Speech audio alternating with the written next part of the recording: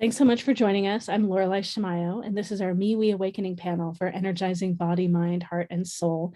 We have events throughout the Pacific Northwest and online. Today's our online panel. There are 7 practitioners that are on the panel today, and we're going to be talking about past lives and answering questions about past lives or anything. It's free to be here to listen and learn, and it's a small price to ask a question of the panel. We're going to go through and introduce ourselves and talk about the theme. Let's go ahead and talk about the theme as part of introducing ourselves, since past lives is such an integral part of what some of you do. Oh yeah, so go ahead and take 2 to 3 minutes each and introduce yourselves, talk about what you do and about the theme, and then we'll be answering questions. If you want to ask a question, we request that you pay first. I put the information in the chat. It's $20 to $28 sliding scale, or $12 for BIPOC folks as a step of making reparations. You could please pay first and then let me know that you've paid, and I'll get you on the list to ask a question. I'll check. It's possible someone's already paid and I haven't noticed yet. So yeah, thanks so much for being here and supporting us, zooming forward with talking about past lives. So exciting. All right, let's see. So, and I'll time you, and just if you start getting close on your time, just everyone, I'll do this so you know. And let's see. So I'm trying to remember I know Jennifer and Susy in particular do a lot of past lives. Which other ones past lives? I'll have you share first. Okay, Joshua too. So let's do Susy and Joshua and Jennifer go first. Go ahead and take 2 to 3 minutes. 2 to 3 minutes. Okay, thanks. I'm Susy Parker Goins of Blue Lightning Healing, and I'm a channel, and I strive to make source accessible to you so that you can talk to your guides and trust what you hear. When I started out, I was thinking it was about 35 years ago on this path. I started with tarot, and that was all fine and dandy, but then I found out about past lives and how they impact us now, how they have impact, how we bring forward patterns and can break them, and people and stuff. And so that really just blew the doors wide open with me. I've developed I have a podcast that's on my website, bluelightninghealing.com. And there is a podcast page where you can search it. And I have 2 episodes talking about some pretty superficial past life stuff. So you look at those things that you like, that you don't like, and those things you're drawn to. And then there are meditations to go with them. I have found that in my own past life exploration, I have found people I know who are family right now that explains a whole lot of the feelings I have towards them. Oh God, it just occurred to me, I haven't resolved those yet, but other lives I have with other people. I guess I have work to do, but it's such a fascinating thing. I mean, there was one time I was looking, I think it was at the Barnes Museum. It was a Barnes exhibit at a Fort Worth museum, and I saw this picture of Pierre Auguste Renoir and his family portrait he painted, and I just felt this pull at my heart that told me I had been there at the time. So that accounted for my fascination with his artwork, and it was one of those mind-blowing moments. And I've had clients come in, and we find out where an origin point, say, of some sort of soul contract was made, and we've been able to resolve those. I think there's an incredible amount of growth that can happen when one explores past lives, whether you think it's a real thing or maybe it's a metaphor for something else. It's still really valid to help identify things that are holding you back, those agreements you may have made at a soul level that you can work through and resolve and release, and then move forward in amazing ways. My website is bluelightninghealing.com. You can contact me at Susy at bluelightninghealing.com. And I have a special this time where you use MeWe July. I don't know. I just totally forgot the way it was. But I have a code in the chat. It's MeWe 20 at the moment. Thank you, Laura. Moment. It's the way it is. It's MeWe 20, where you get 20% off a longer session. And I'm so excited to be here. I'm looking forward to experiencing these practitioners and to answering your questions. And thank you so very much. Thanks, Susy. Joshua's next. All right. My name is Joshua Martin. I'm known as the Conscious Dreamer. I work primarily as a divine problem solver, so helping people solve whatever their problems are, whether it is through past life readings or through channel tarot readings. I love doing past life readings because it seems like the collective is ready for that stuff to be coming up, all of the like hidden subconscious things. As our soul goes from lifetime to lifetime, we just pick up, sometimes it's beneficial lessons, but sometimes it's more traumas. Sometimes it's just like an excess of weight and energy that we think we need until we plop into this new lifetime and are like, wait, this is just like when you move and you bring way too much stuff from your old house and you're like, I'm in a new house, there's no space for this. I don't actually use this, I just carried it with me. Past life readings and regressions are a great way to just take a look at like, let me take stock of what I have, what I brought with me, and then choose whether I want to keep going on and keep having that stuff around me, or if I'm going to energetically let it go. So much is just coming up now where people are ready for those lessons. They're realizing I've done a lot of great work in this lifetime, but maybe I still feel stuck, or I still have some resentment or grief or anger or whatever those emotions are. And you keep looking around to try and find it in your life now and you don't see it. So you're like, well, I guess I'm done. But you know that there's more to do. So past lives is like, it's kind of like opening a can of worms, but it needs to be done. It needs to be gone through. And we're at a time now where people are ready for that. And there's a lot of love, support, and help that people can do. So I'm one of those practitioners that can help you take a look at your past life. I'm offering a special $5 off a 30-minute reading and $33 off of an hour-long reading. And we can get into the nitty-gritty and help you through taking a look at what lessons are in your past. Great. Thanks so much, Joshua. And Jennifer is next. Hello, I'm Jennifer Ludeman with anoasisinnature.com. And I came to this path many, many years ago through my dreams. Started when I was 8 years old, actually. But what happened for me in India several years ago, coming home from India, I realized that I was hovering over Tokyo, that I was not this body, that I was a soul that lived in this body. And then about 20 years ago, I had a dream that really affected me deeply. I was about 10 years old in the dream, and I was in my bed at night with the nightlight on, and there was this black curly hair that started growing up between the mattress and the headboard. And I freaked out in the dream, went running in the other room. But I remembered from my Jungian analysis that I could go into alpha state and go back in my dream. So I did. And I went back and I looked under the bed, and there was this young man there with black curly Grecian hair.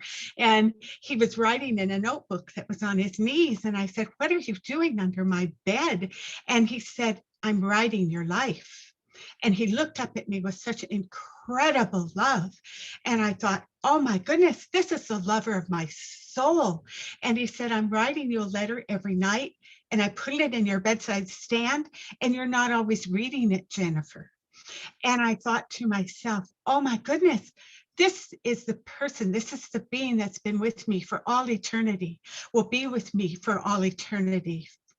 And he loves me more than anybody else. And all I have to do is tune into him and ask him. So each one of us has this dream maker, this lover of our soul inside of us. And we have a vast library. So this part of our soul can go into the library, can pull off a book off the shelf of whatever life it is that would be meaningful right now in this moment to help us with whatever we're struggling with, a relationship, a physical challenge, whatever it is that we're working on in our lives, or maybe just encouragement that we already have, the gift we need. We just need to unwrap it, we need it to come forth. And like Joshua was saying, we're each a psychic house, and we have all these rooms, first, second, third floor, the basement, and then the caves underneath that connect us to all of humanity and the collective unconscious. And so we can explore all these things and get answers and encouragement and incredible love, and compassion for ourselves and for all we've been through and for all that we've experienced in all these lives that we've lived. So that's what I like to do, is help people relax, open up their own subconscious and ask from their own subconscious what it is they need. I don't do readings. What I do is help you to relax and get in touch with your own soul lover. So yeah, and I'm offering a discount, 25% off the usual fee that I do for about 2 hours, either online or in person. And I'm in Oregon, out of Portland, about 30 miles. So I can do it either way. It's a beautiful sanctuary where you are, and you've got all kinds of baby goats and things like that. That's where I was recently, those of you that saw the photos. Great. All right. Yeah, I didn't say who was coming next. I guess let's have Karyl Faye and then Mercury and then DoveLight. Hi, my name's Karyl Faye Laird. I was born seeing and hearing spirit. So they've guided me all my life. I am a hypnotherapist. Past lives for me have been very important in my growth of knowing where I come from, why things keep happening.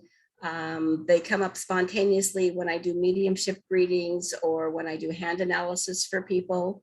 They've led the way for new opportunities for me and to know why I do the things I do and why the same kind of people come back in my life over and over and are probably the same people, because I believe that we come in soul tribes or soul families and we come again and again and again until we get it right. It's kind of like that Bill Murray movie, Groundhog Day. We keep coming back until we get it right.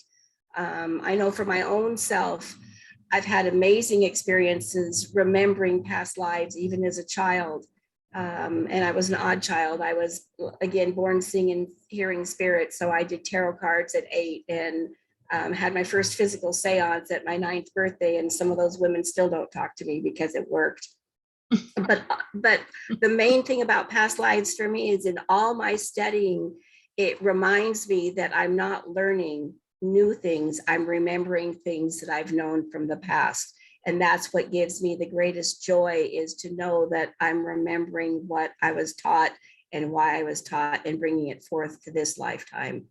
I think that's it for now. Thank you. Great. Thanks so much, Karyl Faye. We've got Mercury next. Hi, I'm Mercury Arkadian. My business name is Archetype, spelled A-R-K-A, capital T-Y-P-E. It's also found as Archetype Symbology, since someone, a construction company owns Archetype as well. But anyway, in terms of the domain, you're going to find a lot of usernames and domains, Archetype Symbology, because that is my specialty within this, past lives and dreams, which I really do think go hand in hand. I'm self-taught, alternative esoterica. So and my degree background is in Celtic folklore, folklore in general, and astrophysics and anthropology. So I do a lot with cosmic consciousness, but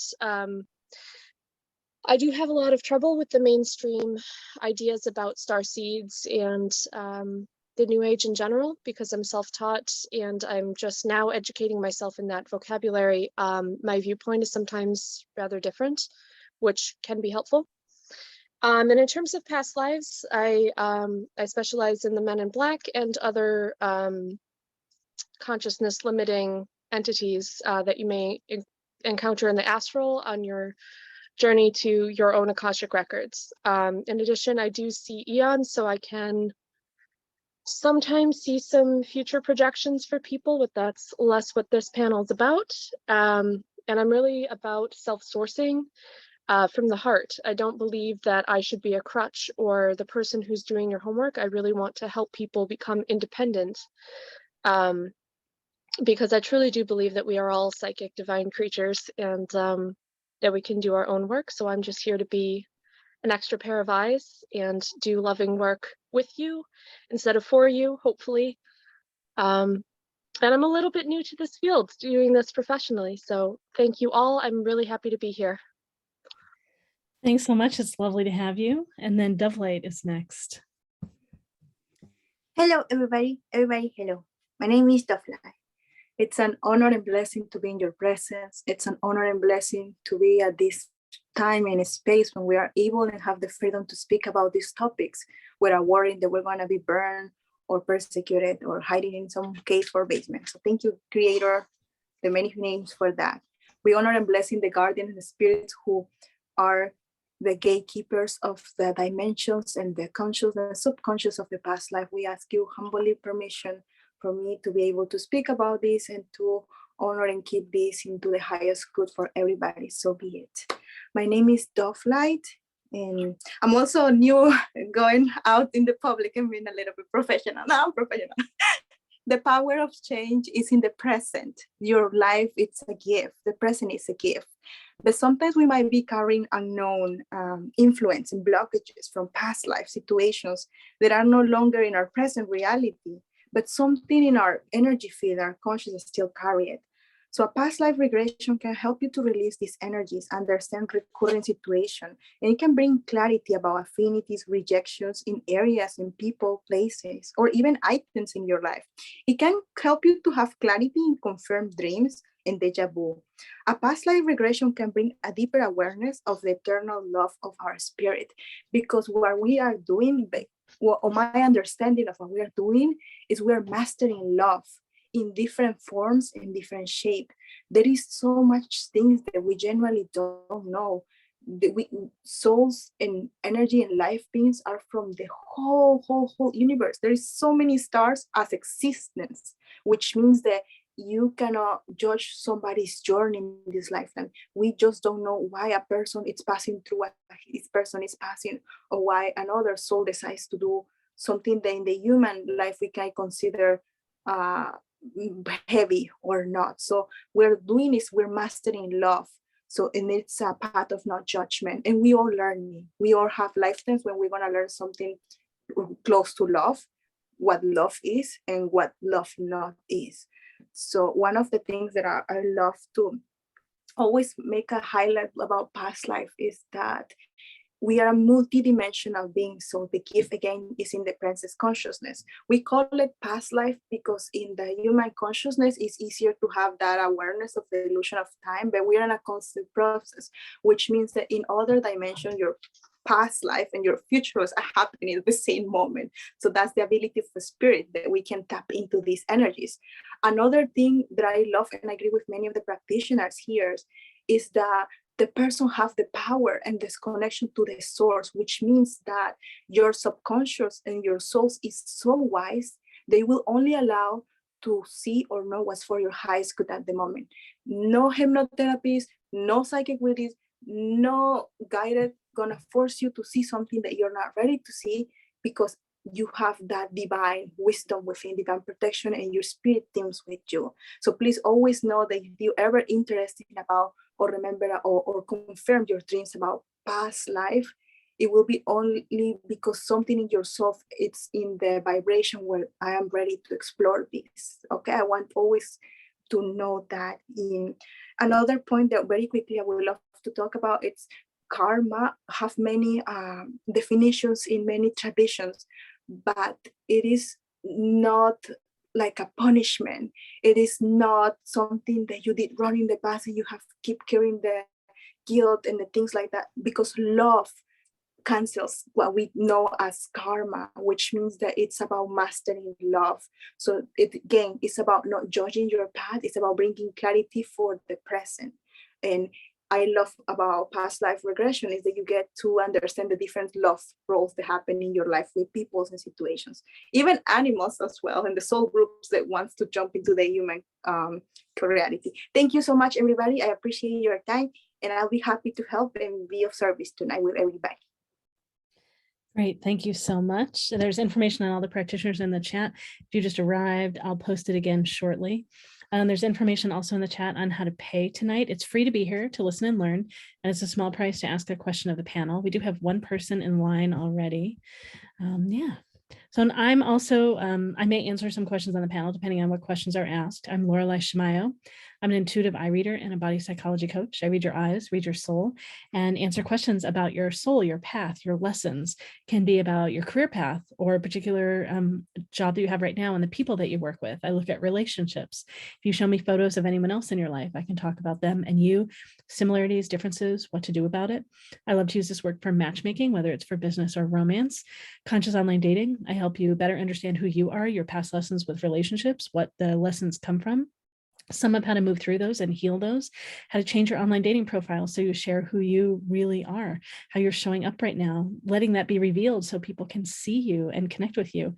I have all kinds of tips for how to do that, tricks for taking photos, and then we screen eyes to find someone that is a soulmate for you. It might be someone you've connected with in the past. The other practitioners can really help you with that too. All kinds of different lessons come up when we're dating, and then I help you connect with that person more deeply and all kinds of different things about that. So depending on what's asked today, I may answer some questions too, or if it's about past lives, it will primarily be the other people on the panel. How much is it to ask questions? Yeah, so it's sliding scale. I'll put it in the chat again. It's 20 to 28 sliding scale, and it's $12 for BIPOC folks as a step of making reparations. So you get to choose what price it is that you pay. I'll put it again in the chat right now. We ask that you pay first, and then I'll be checking, but please let me know in the chat if you've paid. I'll make sure you get right in line, and then we'll just go person by person with the questions. So a few things before we start answering questions, and we'll have a chance to talk about the theme a little bit more too. Maybe let me say, is there anyone have anything else they want to say about the theme? Sometimes hearing all the practitioners share, more things come up. Anyone else want to say anything else about past lives or your work with past lives? Just check in. Just totally fine if there is. I want to throw something out there real quick, Sure. if you don't mind. A lot of times people have a question about what the word Akashic means, and it's essentially the timeless records of your soul and past eons, which are, from many perspectives, including mine, happening simultaneously. So these may include Lemuria, Atlantis, Hyperborea, etc. It could also be other past lives in this era as well.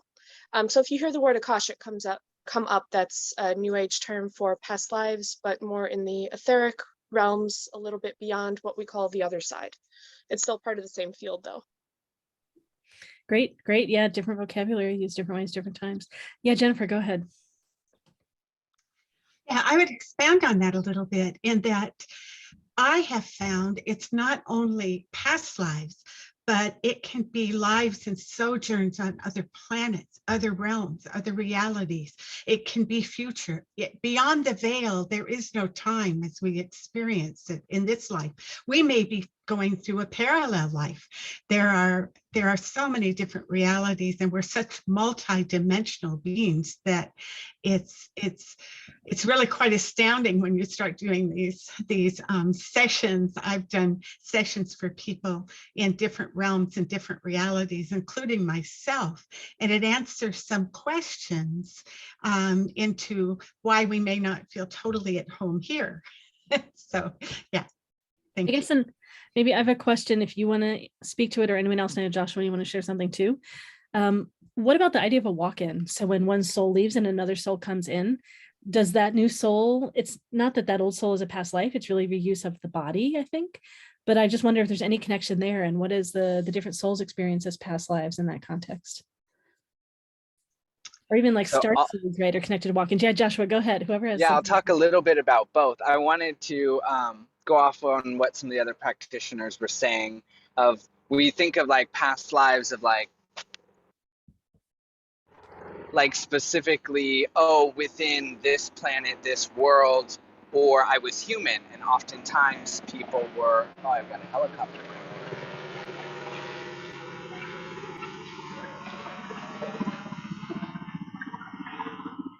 And so oftentimes people were animals, they were tree-like beings, they were maybe not even what we consider alive, they were different crystal beings. I know I've had different crystals that I've worked with be energies and people that I know from past lives who have incarnated into crystalline form within this lifetime just to share energetic space with me.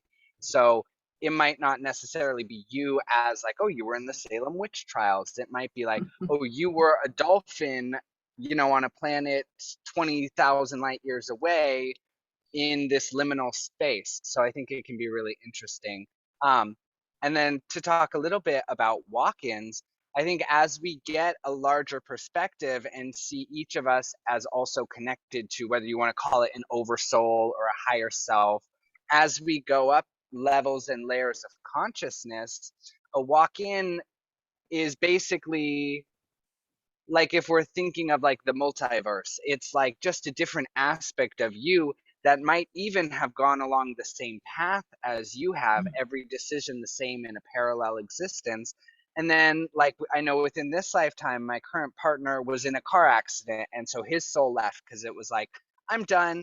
And a different aspect of self came in, same memories, same experiences, different body. So it's kind of like that opportunity to pick up where you left off, like almost like a video game, like you just reload and can start.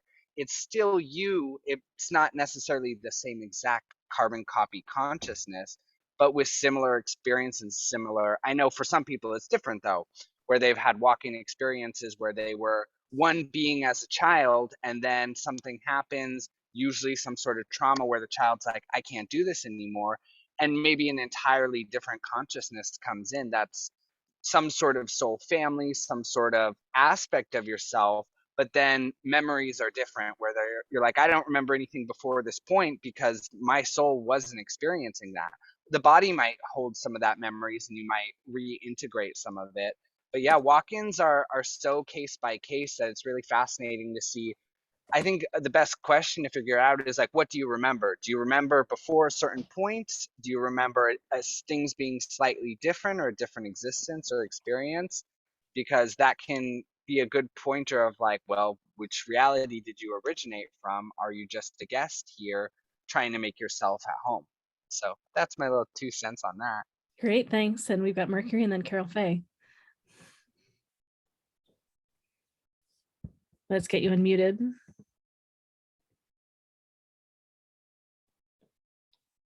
No, if I'm asking to unmute, let's see if we can. Hi, I got it. There we go. I'm sorry. I had a call come in that I was declining and then I couldn't get back to Zoom. That's okay. Apologies. You're here. Um, I wanted to suggest an idea, and I don't know if this is true for everyone, but my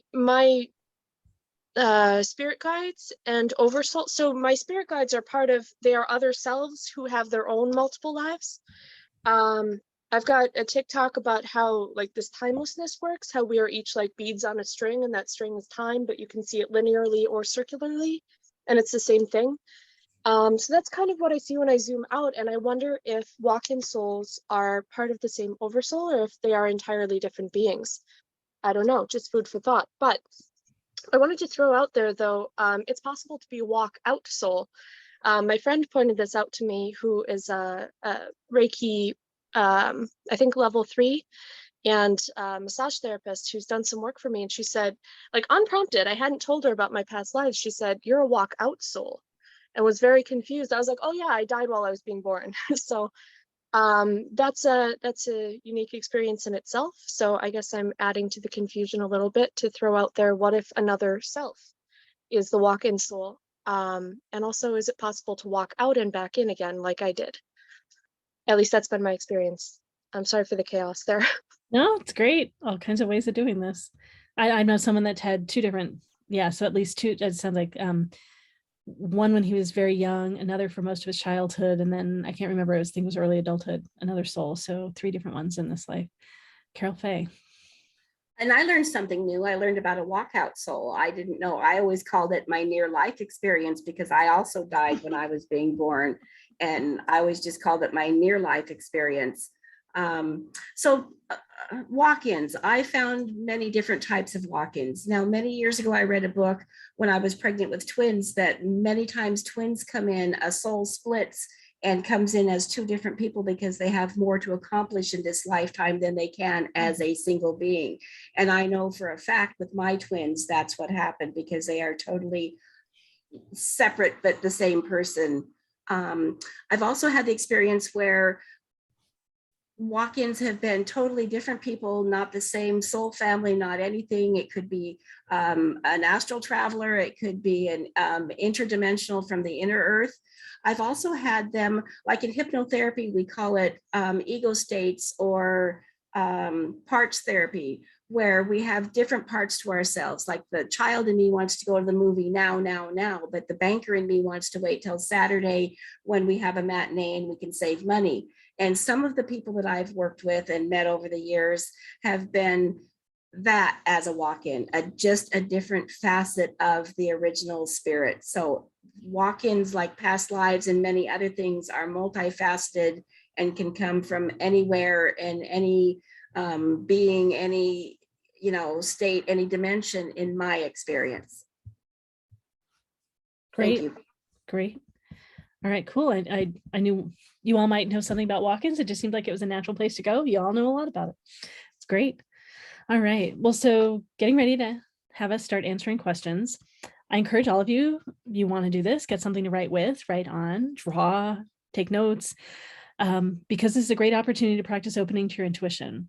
You can see whatever comes through you, and if that correlates in some way with what we say.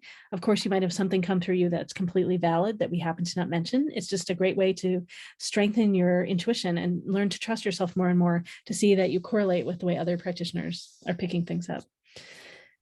This is a great opportunity to learn from all that is asked and all that's answered, all that's shared by the practitioners, whether or not you ask a question.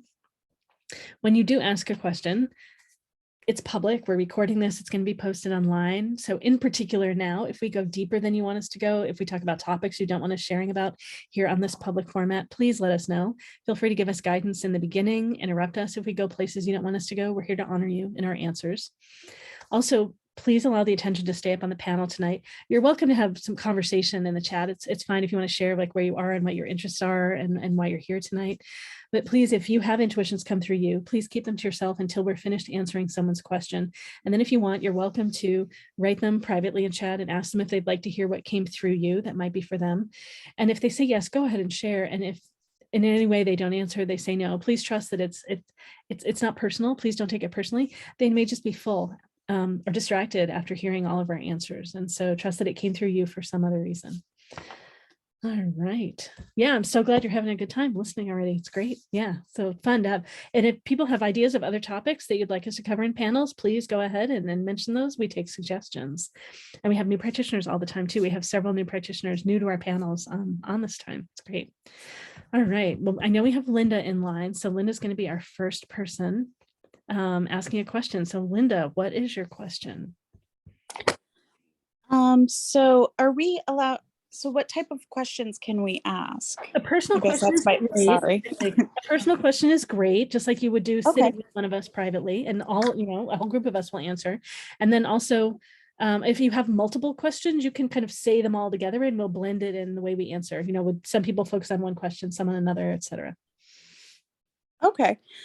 So I am wondering about my past life and how it reflects my current life. And it's very interesting that you said life as in singular there. Oh. Your past life. Hmm. What do you, yeah, is there any way that, like, do you have any idea of like how that showed up that way for you?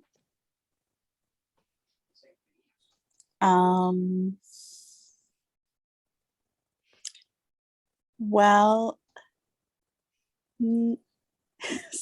sorry. You don't I'm have not, to. You didn't. I- No, you don't. Go ahead.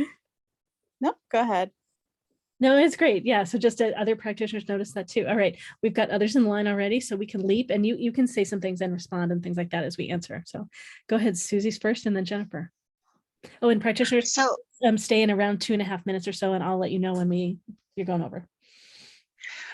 So Linda, yeah, you did say past life, and I believe that we all have a lot of different lives.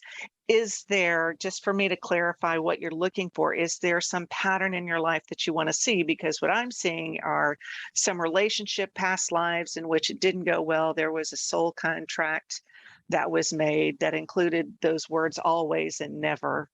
But then there's been some money ones. I mean, that's the beauty of having past lives is that as a soul family, you're going to tumble around it. Sometimes it looks to me like a litter of puppies that are rolling around, and you come in and agree to be in a life, or you agree to walk by it.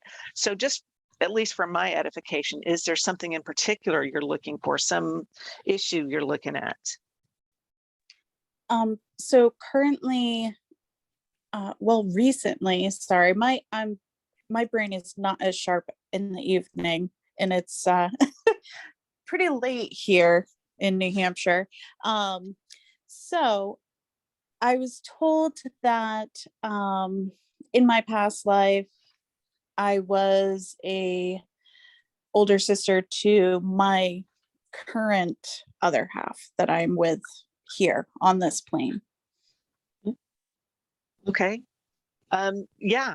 And okay, so I feel like I'm just giving more of a general informational thing, and I'm sure others will have something very specific, but we play with different aspects of all the different issues. So you have been a mother, a brother, a father, a friend, and all of this with those people who show up in your life time and again. So that relationship, you said a mother to your, I'm sorry, I lost the relationship. It's somebody, your mother in your current life that you were a sister to? Is that what you said? No, that's not what I said, but I'm I have, sorry. Could you please? but I have been told also that I am, so my daughter was my sister in a past Yeah. life. Yes. Yeah. Yes, that's yeah. And Yeah. I do believe that just in our bond and just everything. I do strongly believe that. So what I said before, sorry, was that my relationship, the person that I'm in a relationship with now, I was Okay. with in a past life, and I was told that I was their older sister. Okay. Okay. Yeah. So I'm You looking know for what? I'm looking for what the lesson is in this life, I suppose. Okay. Okay. That feels really general too to me. So with regards to your current partner, you were sisters, you have got, I don't think that's the always and never soul contract. This has been, there are some issues. Oh golly, I really feel like I'm kind of afloat here. You have made a soul contract to explore relationships from a variety of angles, a variety of perspectives. Yes, some have been great and some of them have not been great. So it feels like in this lifetime, you are looking at the commitment that two souls have that are embodying this time. And there feels like there is a resistance to the commitment because of past life things. You know, I don't see that you were like in any sort of devastatingly dreadful lifetimes, but it does go back as far as maybe Lemuria, Atlantis, definitely, in which that was the first time you saw each other. I'm also seeing one where there is a Greek lifetime around the Vestal Virgin, or is that Rome?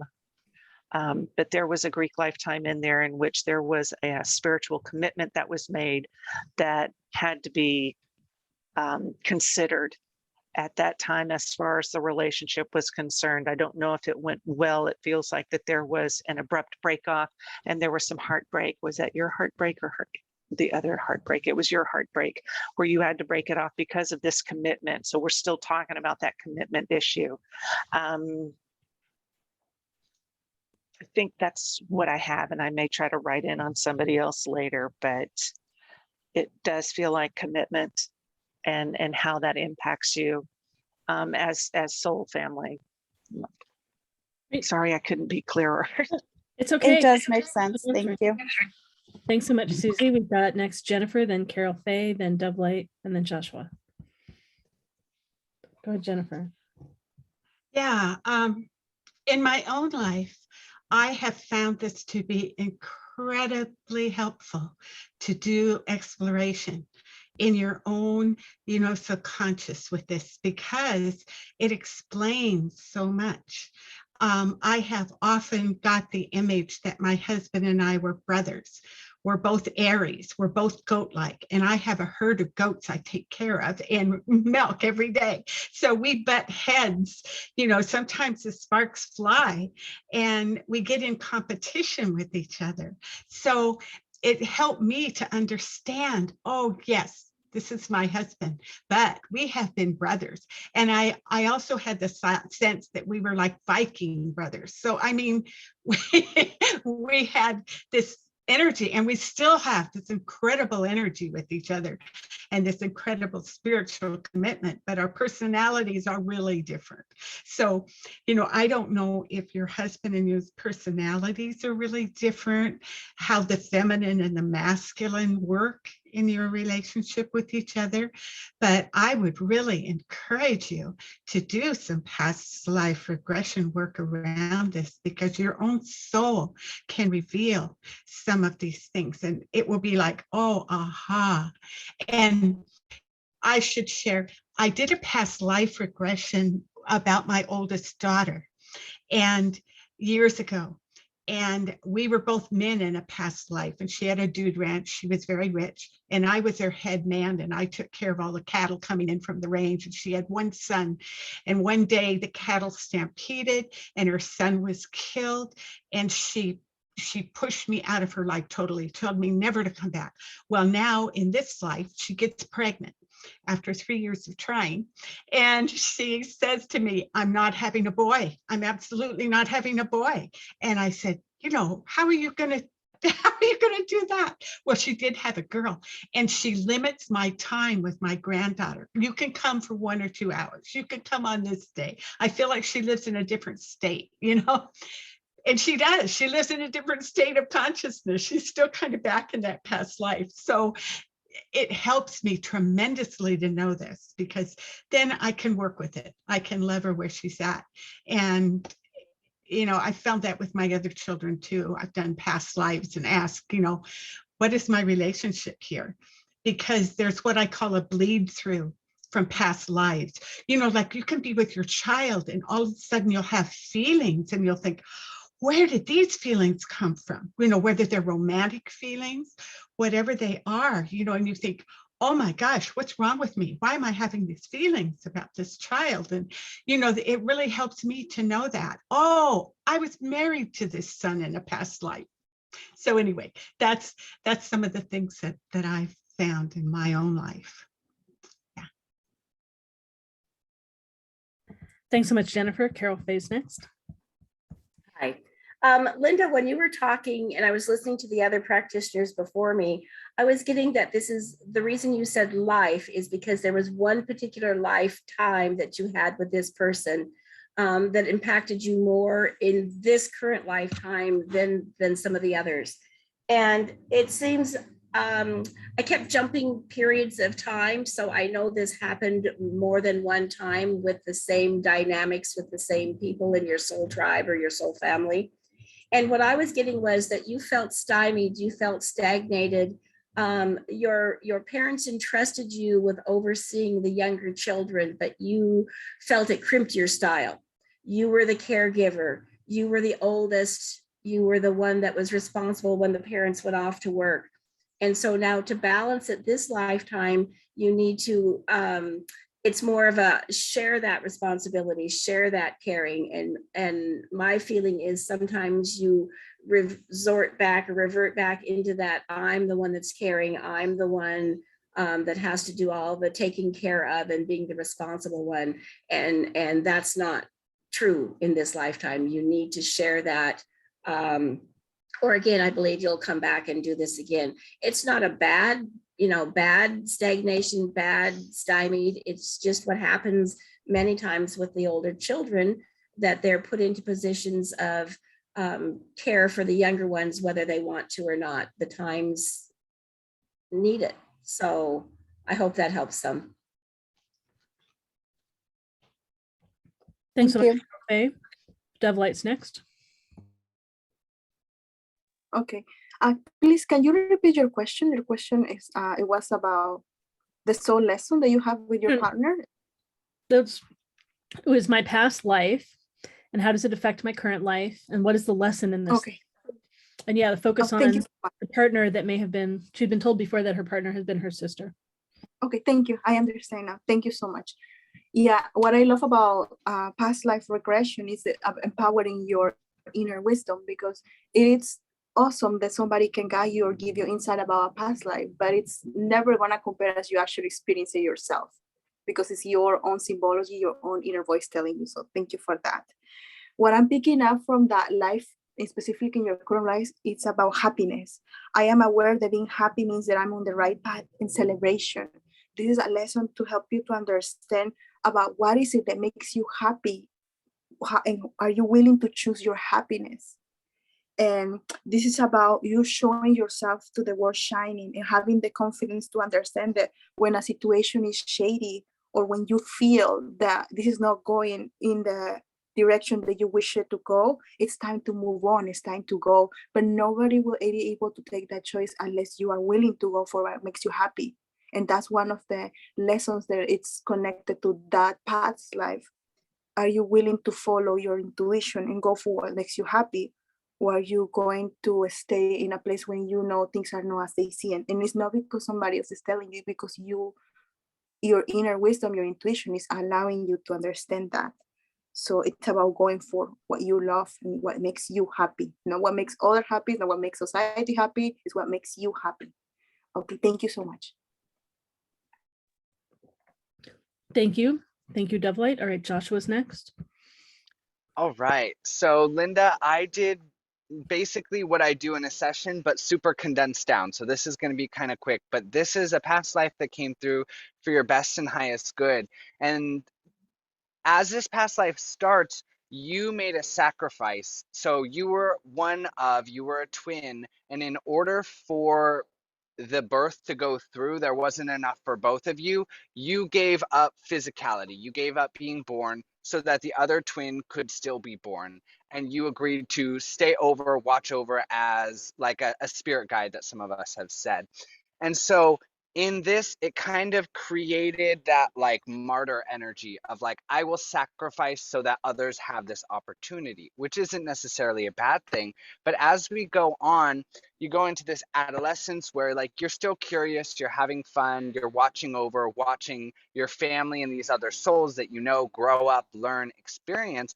But then there comes this point in what is taking the place of the adolescence card, is where you see who your soulmate or the person that you were supposed to be with in this lifetime, they pop up into your experience, into your awareness. And then some of that resentment comes in because you're like, wait, that's the person I was supposed to do all these things with. This is the person I was supposed to be with, but I'm not in physicality. I can't experience those things with that person. So it kind of sets off this cycle of a little bit of like, I will sacrifice for those around me, which is great, not a bad lesson to learn, but then I resent those people around me for the sacrifices that I made for them. And then it creates this loop of getting stuck in like this anger, this resentment, and not knowing how to break yourself out of it because you've resolved yourself to it. So as we bring that kind of understanding into this current lifetime, it's going to be really important that you make sure that if you're feeling stuck, that you are the person who does something to get unstuck. There can be this tendency to like just wait till everything fizzles out and then do something new. So if we're thinking of it like a fire, I'll wait till the fire dies and then I'll go build a new one, instead of like add some more wood to the fire, build it up, change it, shift things. So it's going to be really important with what this past life is reflecting is like, don't keep yourself on the outside. Fully embody while you can. If you feel stuck, do something about it. Be the person to create that change. Don't let other people be the catalysts for change for you anymore, because that's leading to resentment. And then if you're sacrificing for the people around you and it doesn't feel justified or worth it, then you don't need to make that sacrifice. Just because you've done it before doesn't mean that you need to follow this expectation of continuing to sacrifice. So that's the past life that came through. and a quick taste of what I do. So hope that helped, and best of luck, Linda. Thanks, Joshua. And look, Mercury, you've got something else to share? Yeah, real quick, two things. So one mythology that I find has to do with pre-Minoan Greece is Hyperborea. And I can throw that in the chat if you'd like the spelling. Otherwise, verbally, it's Hyperborea.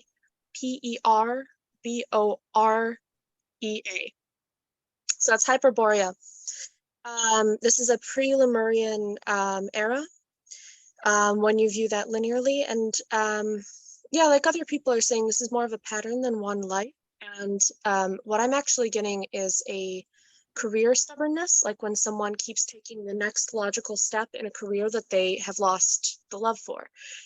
It feels like you're forcing yourself to go through these motions when you don't feel that. And I'm actually feeling it from a career perspective. I don't feel it as a sacrifice or something that you must do as a responsibility to other people. It really feels like something that you're trying to accomplish, even though you may not want to anymore. So. Great. And I'll share a little bit too from having listened to everyone. When I've recognized what must be my own past lives, I feel a sense of relief. It's as if, oh, finally pieces connect and make sense. And my whole system is like, oh. And you don't seem to have this experience about this life. So to me, there's something definitely that's unresolved about that life that you're bringing here. And your energy feels like you're like pushing sideways against something, and it might be against his energy. I think it's about other people too. And and you mentioned it's him in the chat. You're pushing against, and there's a little bit of a wrestle and a tangle and a pushing with people. And it seems like there's something that you're wanting to say no to, yes to in your own life in a way of moving yourself forward. And you're using this wrestling with other people as an excuse to not go forward. And I'm assuming in that past life, there's a way that you were held back to not move forward, and you're in a different life now. You have the choice to do it differently. So yeah, so that's whatever the energy is that's coming up with this that doesn't feel like relief and ease. How are you caught in that right now? Right? And how can you choose to not be caught in that? To me, that seems like the lesson. All right. Anyone have anything else to share with Linda before we go on? Great, Linda, anything you want to share about our answers? I don't know if we shared anything that's different or opening in any way for you, or, oh, Susy's got something else to share too. If Linda wants to share, that's fine. Okay. Go ahead, Susie. Sorry. Okay. Okay. In relation, because Vestal Virgins, that was a life, that was a career choice. I get the feeling that there is a desire to say no, but some standard or some sort of commitment that has been made that doesn't allow you to do that. And I think what part of the lesson is that you do get to change your mind. Everybody gets to change their mind when their circumstances or the energy shifts. And there is a deep feeling of guilt from her from way back then that she couldn't, even though she really wanted to. So allowing yourself to lean into that feeling of independence, not necessarily freedom, but that independence, so that there's no dependent, that sort of codependent relationship that can be dispersed, and make it dependent in that you rely on each other, but don't expect each other to continue to be there no matter what. There is some level of entrapment. There's some trapping in there. It feels like there is no escape, but you can. Whoever needs to take a break or move on can. So no is a valid answer. It's not no but or yes but. It can be yes, it can be no, but this is reinvigorating you. I don't know what's the word. There's a word there, but it's giving you that permission to do what you need to for yourself, which will in effect help whatever relationship that is. Yeah, that's what I got. Great. Yeah, so Linda, if there's anything you want to share, you don't have to, but if there's anything you want to say. That was very good. Thank you. Great. You are welcome. Thanks for getting us started. All right, and let's see, we've got Stacy in line and then Arnett in line. Stacy. Where is Stacy? Here I am, sorry, trying to get off mute. Great, great.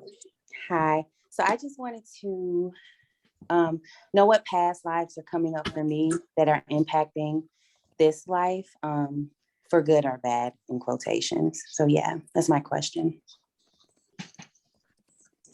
Good or bad. All right.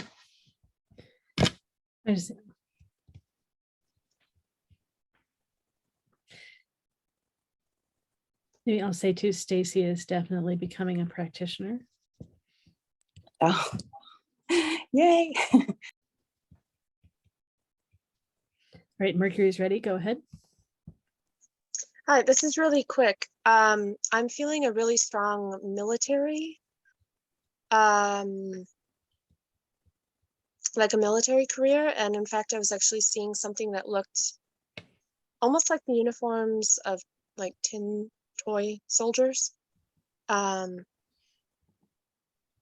was the first thing. I don't know, it just kind of slapped me in the face, and I feel moved to tell you that, even though I have not been able to tell what that means yet. Yeah, great. Bits and pieces coming in. All right. Who else has something for Stacy? Karyl, Faye, and then Susy. I'm getting that there's been too much regiment in your life, that too many, you need more jovial, you need more laughter, you need more, there's been so much, again, the military comes into play with this, that your rules, and this lifetime, you need to break free from those rules. We all need some rules, but you need to be able to be free and joyful. And your joy guide is coming to me as well, saying, you know how to be joyful. You bring joy to a lot of other people, but you don't always bring joy to yourself, because you're always helping someone else, always doing for, and it's time for you to do for yourself. And this seems to be a pattern, and it does with many of us caregivers. And Joshua's answer to Linda hit me very hard, because that is me, and I need to realize that I don't have to sacrifice for everyone like I do. And that's as well. Thank you again, Joshua. That is coming up for me, for you as well. You give too much and you don't receive enough. And so when you are becoming a practitioner, you need to be careful of that as well, because many of us give too much. In the old days, many of the mediums had horrible diabetes or heart problems because they gave too much of themselves and didn't have enough energy and time to take for themselves. So bring as much joy to your own life. Eat that candy bar, eat that ice cream bar, go to a movie that you want to see, do something just for you at least once a week. I've done it. I've learned I have to do it, and I'm getting the same for you. Thank you. Thanks so much, Karyl, Faye. Susy's next, and then DoveLight, then Joshua, then Jennifer. There I am. Hey, Stacy. So when Lorelei mentioned that you were becoming a practitioner, that really just like boom, threw a bunch of information to me. As far as feeling confined or regimented, I get that there was some imprisonment or enslavement that happened, that there was a time that you get to break free from previous paradigms of no, what I'm doing is wrong. I also got that you were a kind of a scribe in Atlantis, and that was the beginnings of your energetic play and ability to work with energy easily and see through that. But then after that, there were some enslaved lifetimes there.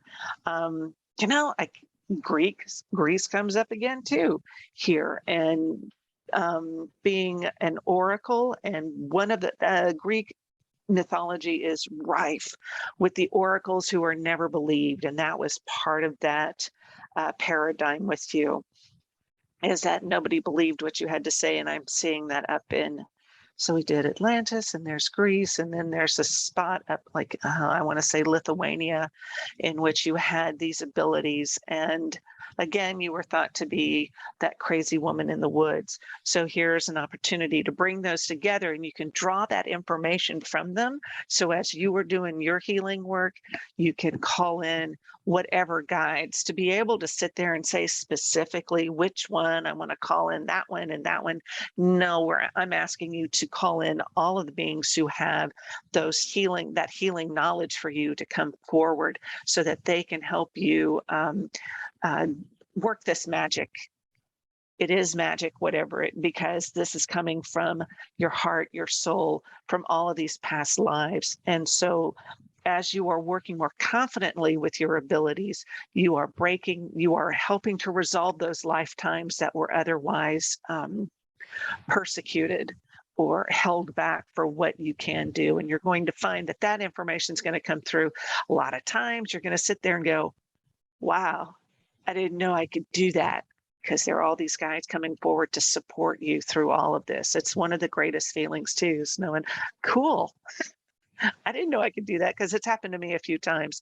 So yeah, they're coming forward to say, yes, we're here to support you, and we're here to help you break that that mindset that it's only here in the box. People like to stay in the box because it's nice and cozy, but because as a practitioners, we see that the box has got so much stuff outside of it. And yeah, welcome to the fold. Yay. Thanks so much, Susie. All right, we've got DoveLight next. Okay, what I'm getting, I agree with the previous practitioner. I was strongly getting Greece too. I got the Oracle card astrology. The stars, the planet, and the moon form patterns that speak code messages about your life journey. Only those that study God's universal creation will know the mystery of our world. And I was also seeing a strong vision or image that you in the ancient Greeks, like learning about advanced astrology or reading the stars, you were able to read energy. And then there is a type of destruction that happened.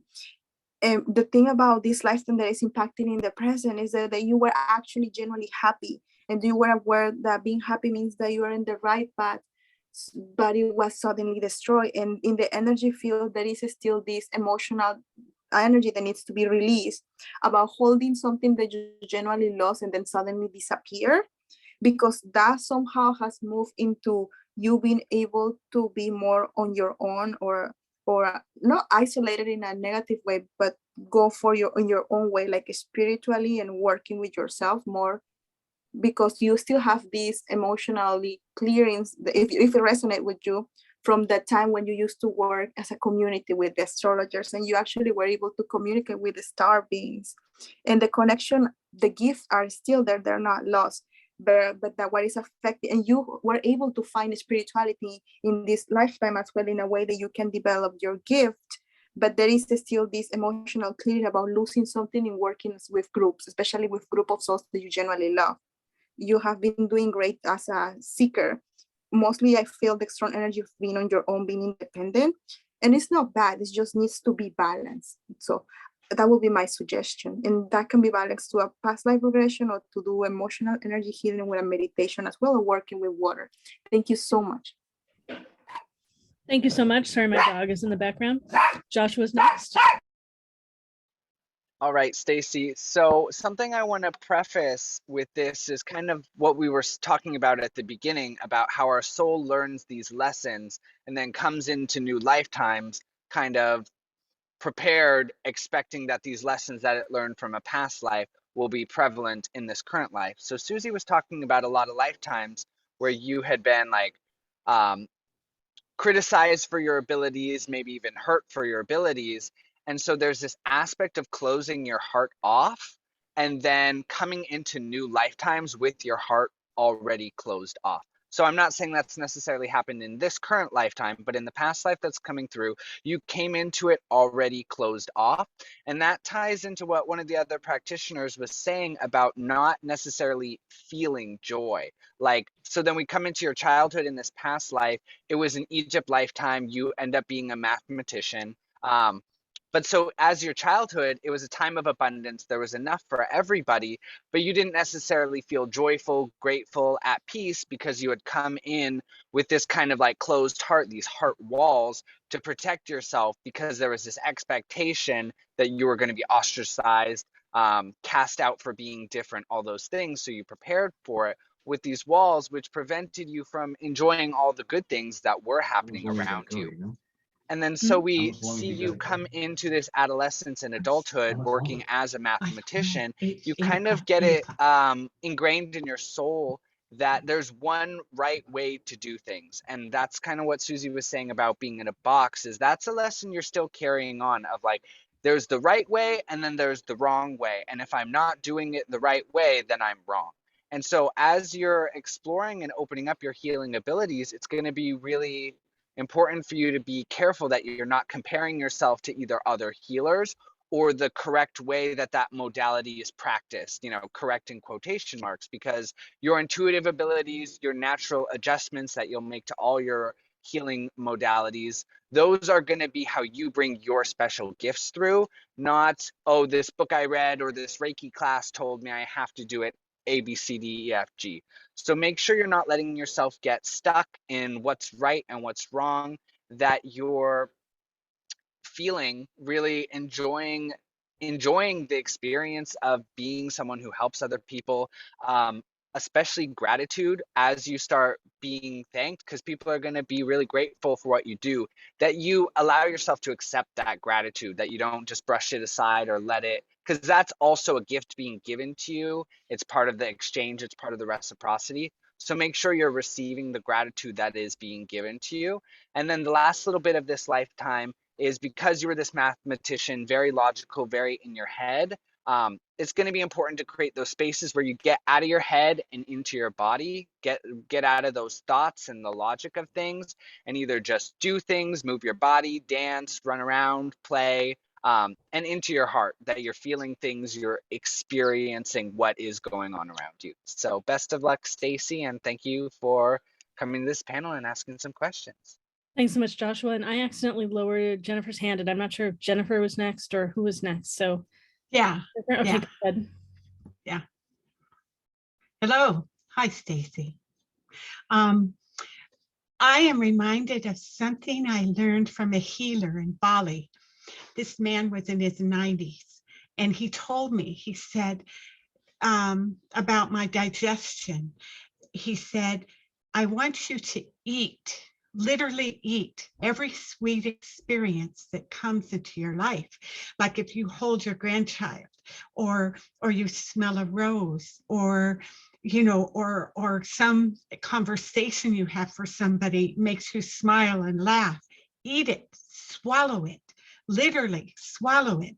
And I find that really helps me, because I tend to overeat when I'm feeling feelings instead of go into the feelings and really feel them. And so I'll go out and I'll talk to my goats in the barn, and I'll pour out my heart to my goats, and they'll look at me and I'll say, they all love me. They're all listening, you know, and then I'll swallow it. So I would just encourage you to, every sweet thing that happens, say to yourself, there's sweetness in my life. I'm swallowing this. I'm taking it in. You know, whatever it is, you can always swallow it and just take it in like food. And then I would also, I would, with Joshua, I would say, go out, take your shoes on, get your feet on the dirt and the grass, get your hands in the dirt, you know, let the earth kind of feed you too. Let that energy from the sun come in and swallow it, you know.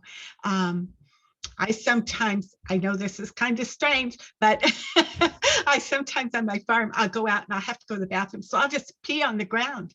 And I've noticed as I've done that there's this energy that happens between me and the grounding. You know, there's this energy that kind of opens up. So the more earthy we are, that also helps in our grounding and our being present right now in this moment.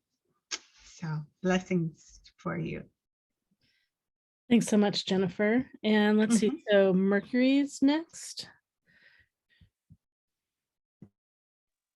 Sorry. I'm having trouble with the unmuting. So I wanted to circle back around to the tin thing. I just wanted to double check my planetary metals. That indicates Jupiter if it is symbolic in an alchemical way, which given what other people are saying, you may have influence from the same archetype that I do with the records and things. Jupiter is the ruling planet of Sagittarius. If you're interested in astrology, it's not as much my field. And I wanted to offer that Latvia is right next to Lithuania.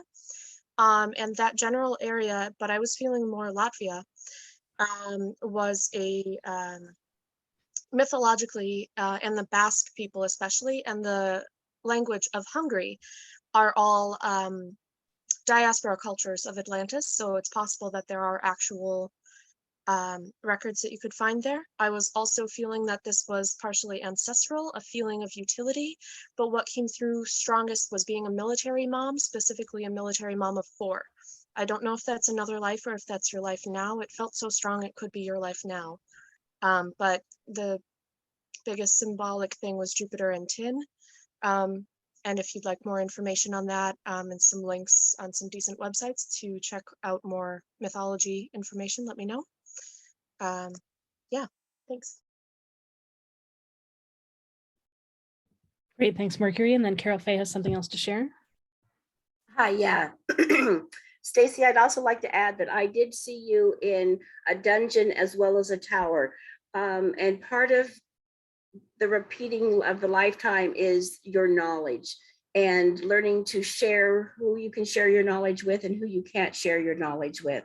And you're working on that in this lifetime by becoming a practitioner and sharing that and getting over that. You're not going to be, put in the dungeon because you're a witch this lifetime.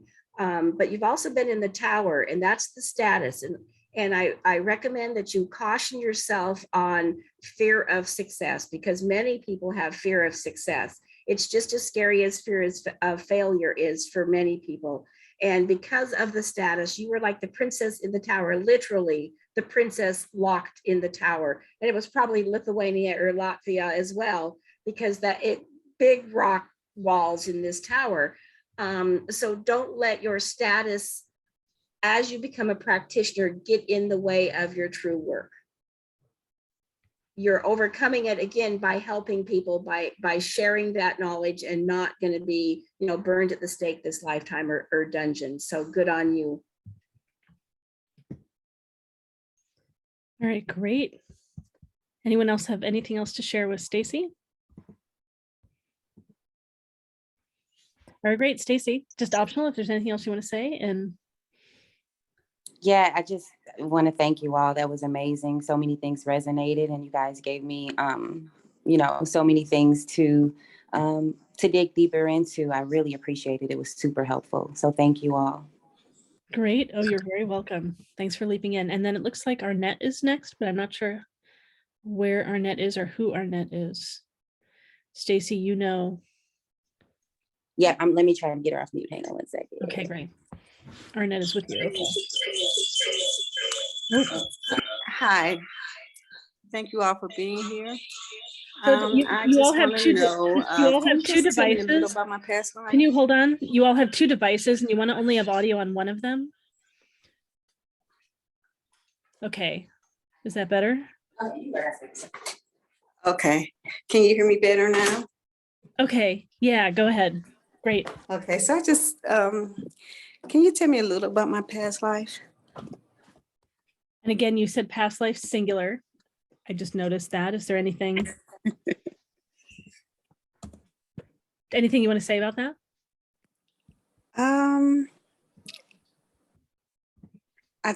I just think that my past life that I currently had is affecting me more than any of the other lives that I've had. Okay, sure. So something that's significant. All right, great. Well, we'll see what rises to the top for people. And yeah, thanks so much for asking.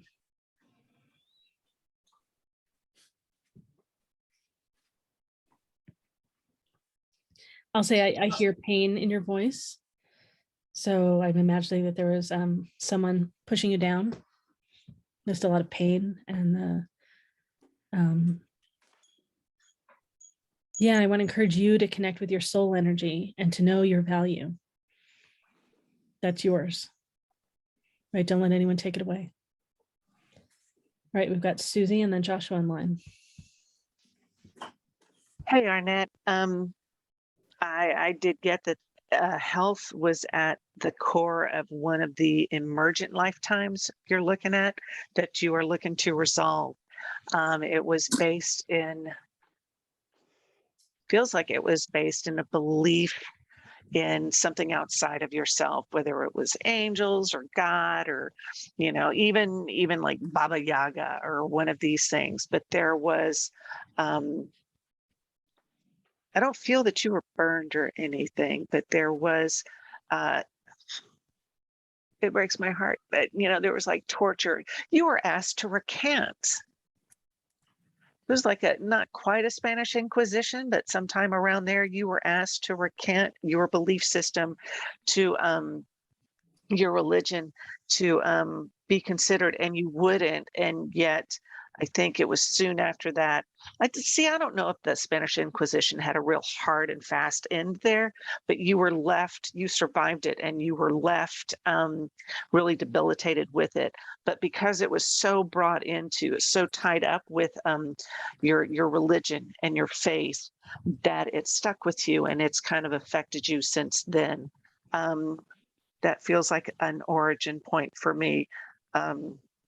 But there have been other lifetimes. I see some moving off into a realm where you were conquered, your people were conquered. So whether it was in South America or the first people here, the indigenous here in the North America, but there was that conquerors trying to tell you, you have to believe the way we do. And as a result, physically you didn't do it. So there is that guilt surrounding that I'm feeling in your body, that I'm really feeling a lot in your back around your heart, because your heart was broken to see so many things, so many people you thought were good, but who gave up and just said, okay, fine, I'll believe whatever you want. And you stood firm and you got left behind there. I would ask you to forgive yourself. And forgiveness for me is not there, darling, it's all fine, but it is reclaiming your power, reclaiming your energy from that situation. So I see these lifetimes, these personalities from the lifetime standing in front of me. And we are asking them to allow you to live a life in which you can believe in what you are. We may need to convince them the torture, the burning, the hanging, the whatever is no longer an option here for you, because you have a strong faith in yourself and in what you believe in, and you can certainly find it, and you can take those, do that journeying that you can to find that place in which your heart feels better. But then you give their guilt and shame and whatever anger they feel, you give that back to them. And you can reclaim your own heart, your own energy from those personalities to fill in the spots that have been left empty. You're out of time. So. Yeah. Okay. And so just covering it up with love and source. And that's a good starting place. Thanks. Thank you, Laureli. Thanks, Susie. Joshua, and then DoveLight, and then Karyl Faye. You're muted. Let's get you unmuted. Or something's going on. I can't hear you. Yes, can you hear me? Yes. All right, Arnett, I'm tapping into a lifetime that's coming through for your best and highest good. And this is, so I had mentioned before that our soul comes in with characteristics, lessons that it's already learned. So one of the lessons you brought in this past life that's coming through was the peacemaker energy. And it's unfortunate because you were brought into this past life as a way to fix a marriage. It was like, oh, let's have a baby to fix our relationship. And you were that baby and you took on this responsibility. It's my job, it's my responsibility to fix this, to make my parents' relationship work. And so you grew up in this space where there was a lot of emotional neglect because you were emotionally taking care of the adults in your life. So you weren't getting the love, the attention, the affection that you should have been getting. And so as this past life goes on, because of this neglect and because this lack of like just focus and attention, your soul just decides to leave. You're like, I'm not going to keep doing this. This experience is like I signed up for it, but it was not the agreement we had in soul contract. So I'm going to go.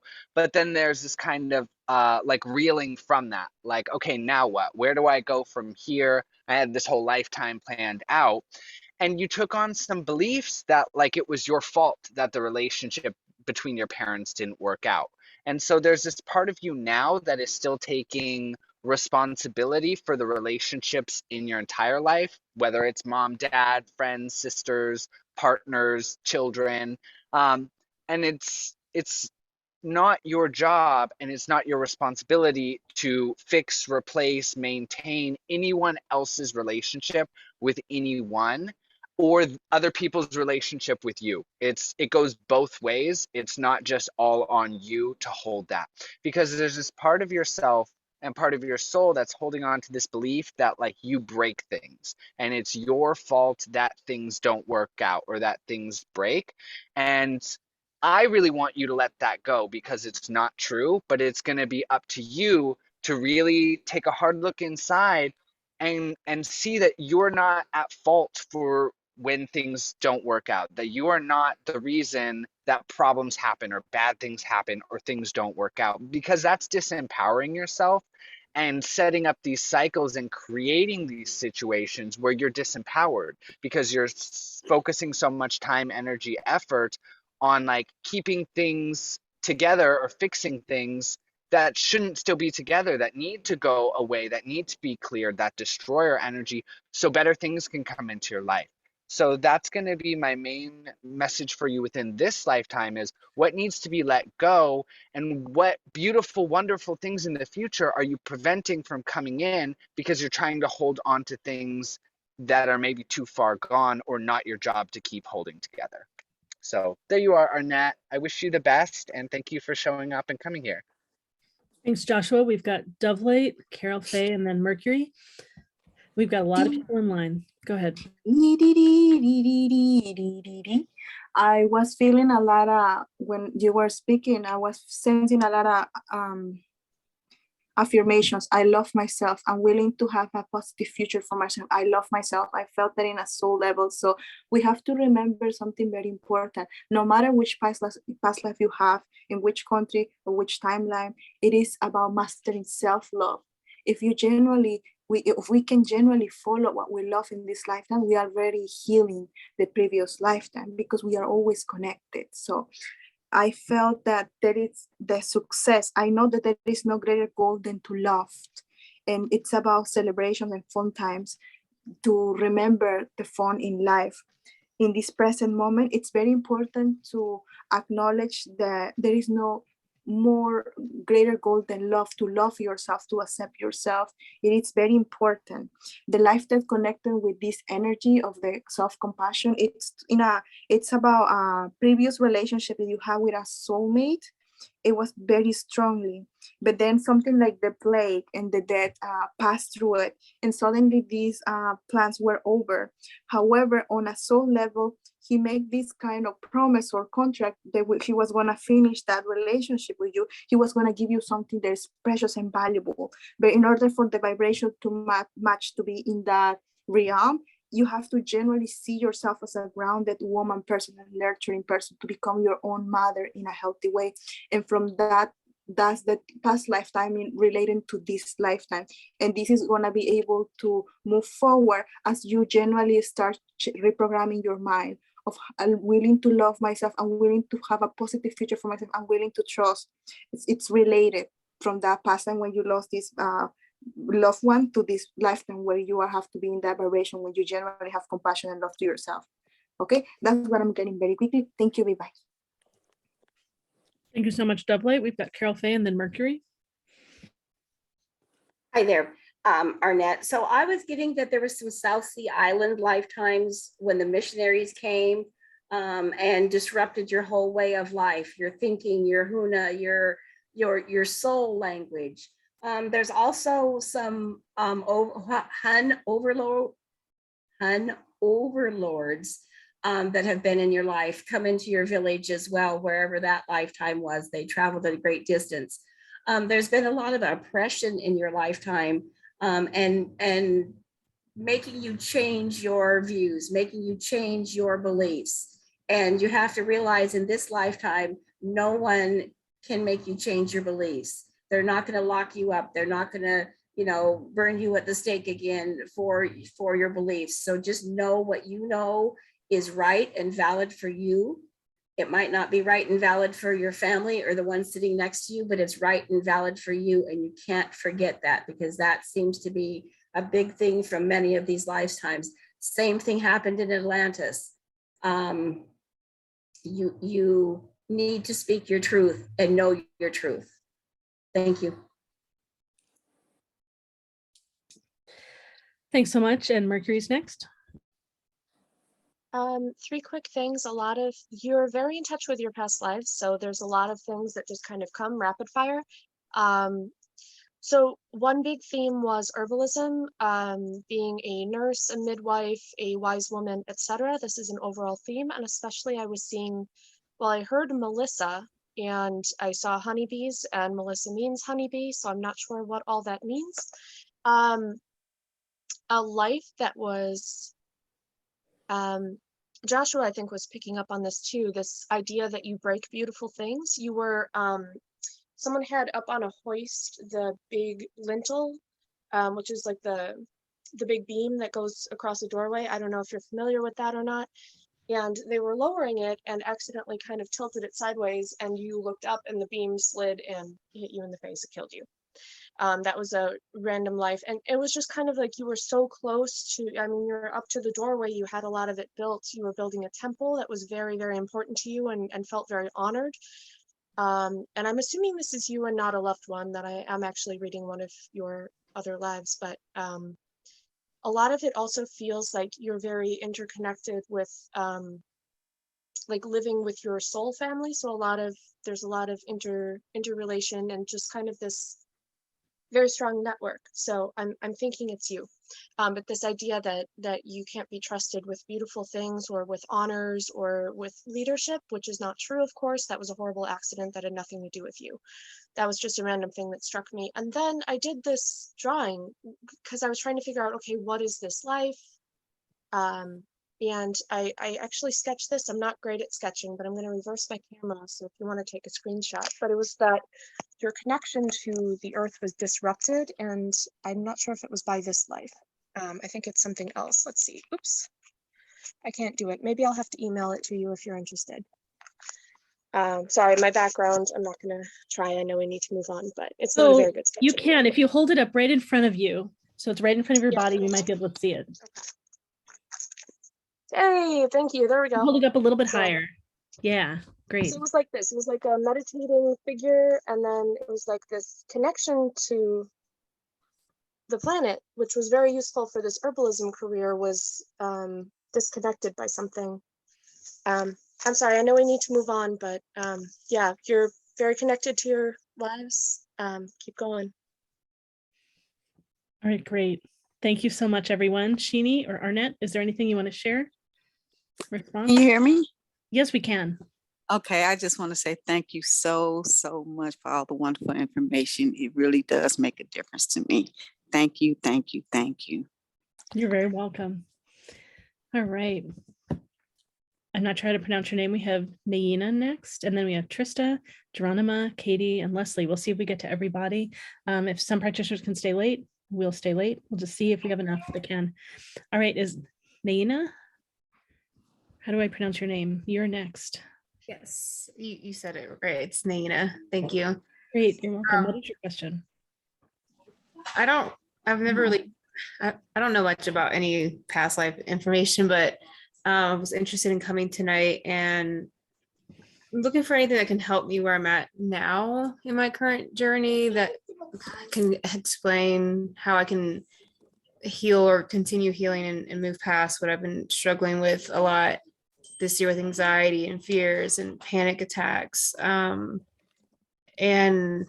if there's anything I can get from past lives to help get some type of understanding in my journey, that would be great. Great, great. All right. And just the first thing that's coming to me is that in this life, you had a parent that didn't believe in you. Is that true? Yes. Yeah. So part of what you're overcoming is that belief of that they had of you and that layering it over you. And so one of the exercises that you can do, and just as soon as someone else is ready, I'll move, is choose a direction of the past of that other parent, and you want to step out and unleash your hand out towards the past, and that was then. And then step with your other foot down, bring the other your hand to your heart, and say, this is now. That was then, and this is now. And it's super important to say and in the middle. That was then, and I'm looking way out into the past as I step out and reach out. And this is now. And also you can do things like that was him or her, that was them, and this is me. You want to breathe in the middle and let that sink in. So your whole body, your cells begin to believe this new thing about you, and you let the neurons that are tangled up together unwind and separate out. I'm doing this with the two sides of your body. Literally, the way things are wired together in your brain will unwire. Okay, thank you. You're welcome. All right, so Karyl Faye is next. Hi. So I find it interesting that it's happening here tonight. When I do hand readings, there many times there's a common theme running through all of the readings, and I'm getting that tonight as well. That there's the oppression, that there's the being able to share your knowledge, the sacrificing yourself for someone else energy in your lifetimes as well. And again, we need to remember that this is our current lifetime. We can take from past lives what we want to, and we can throw away what we don't want to. Like Jennifer was saying, take a bite, eat it. It's the same thing with your knowledge, with your learning, with your relationships. If something isn't fitting right now, give it a break, push it away energetically or physically. Again, there seems to be a recurring theme in your lifetime that I'm seeing of doing more for others than they are doing for you. That being pushed down feeling, like the parent that didn't believe in you, that pushed down, that oppressed feeling. And remember, that's their problem. That's their issue. That's not you. They're taking out their issues on you in all of those lifetimes. Give it back to them. Like Laureli was saying, give it back to them. And this is you. Give it back. It's not yours. Thank you.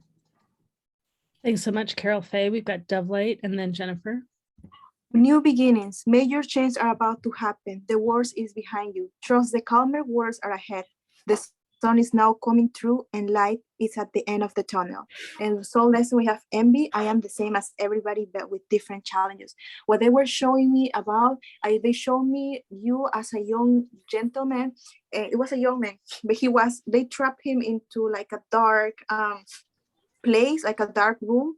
They were making fun, they laughing at him. He was not very rich, but he was very handsome. He was very smart.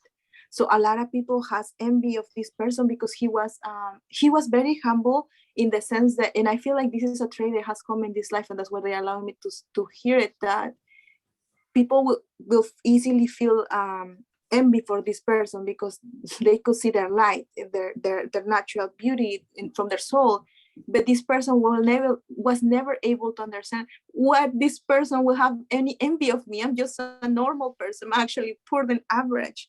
So you were surrounded about this person or this energy in that lifetime that has come to this lifetime. However, this lifetime, it's a gift.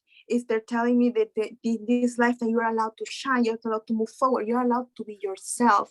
And to allow yourself to be yourself. That's the main lesson that I'm getting of that past life connected to it. That you don't have to hold in on to somebody's gonna hurt you or have envy of you just because you are different. Being unique, being shining your light, it's one of the gifts of this lifetime. And you will be able to do it because the worst is in the past. And thank you. I would strongly also recommend working with your root chakra, with the grounding and safety. Thank you so much. Thank you. Thanks so much, DoveLight. We've got Jennifer, then Joshua, and then Mercury. Hello, Naina. Yeah.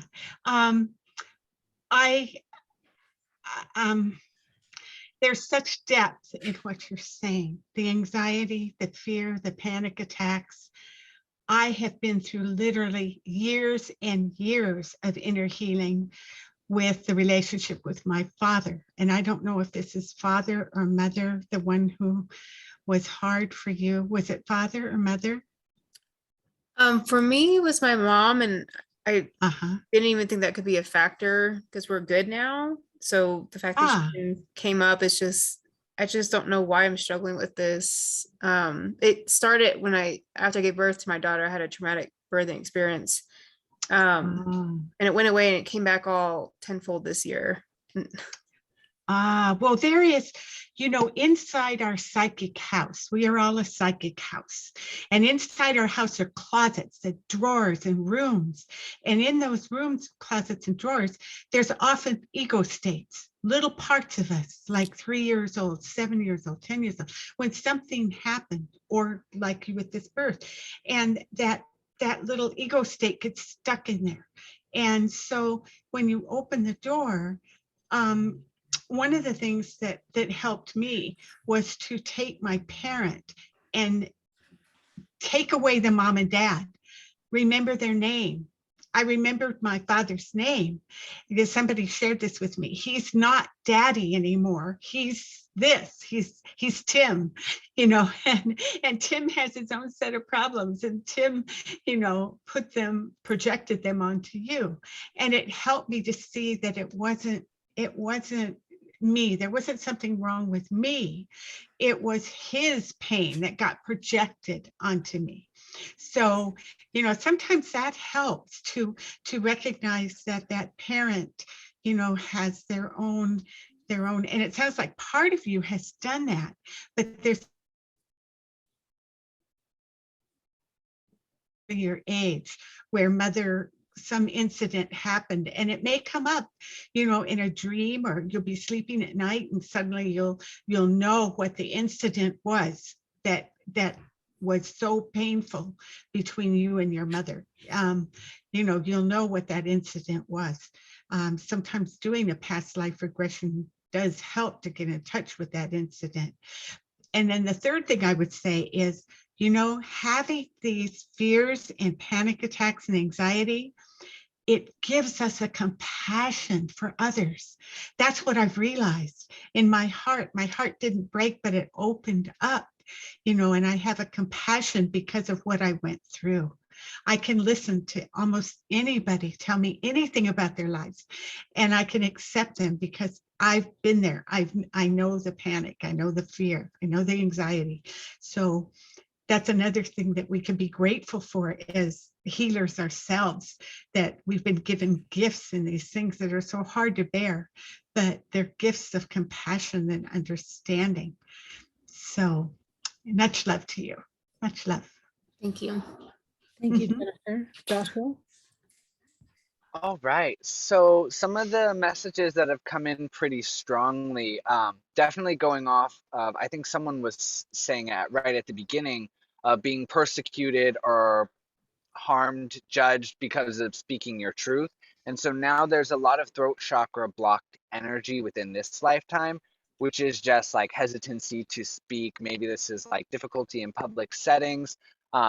There's like this part of you that's not fully extending out from there, not putting like the full intention and weight of your will and energy behind your words. And so then that's creating this like negative feedback loop where now you're doubting what you're saying because you're not being all in and fully committing to what you're saying.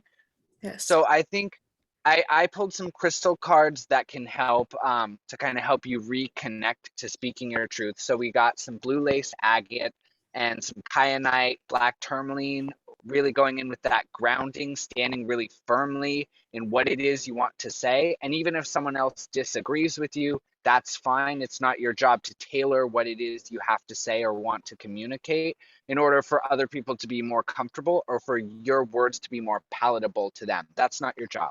So letting that go. So kyanite is really great for letting that bridge of communication go all the way through, finish the sentence, finish the thoughts, finish the energy behind it. So that way you can let it go. Because a lot of those anxieties are like unfinished sentences that kind of I'm seeing like little wiggles. They're still sticking to you because they never fully got expressed. That's why journaling can be really great for anxiety, because you can close out those thought forms. You can give them the full run and end them and complete them, because there must be some sort of like ruminating on conversations and what you should have said or could have said or what you wish you had said, because there's a part of you that like kind of goes back to those, that is kind of keeping yourself stuck in whether it's conversations or events. So whatever those are, whatever those anxious moments are, journal like, this is what I wanted to say, this is what I think about it, and then complete it. Let it be finished, because the more you keep opening it up again and again and dissecting it deep, you're always going to find something more you wish you could have said. And lastly is to really listen to your body, because there's a lot of information your body is trying to tell you about the anxiety, about the panic attacks. And so a lot of that communication that, yes, is words and outwards, but is deep inner listening. So create a space of stillness where you can just close your eyes, go into your heart space, and then ask, like, what is my body trying to tell me? What is this anxiety trying to tell me? What are my feelings or the panic? Like, what is the message here? And deeply listen to yourself. So best of luck. Thank you. And Thank you. good Can luck you on put your in the journey. is it okay to put in the chat the stones or the The crystals that came crystals? Yeah, up? I'll do that. And could I ask a clarifying question? Is that okay, or is it time? Yeah, go ahead. If Okay. you're brief, yeah.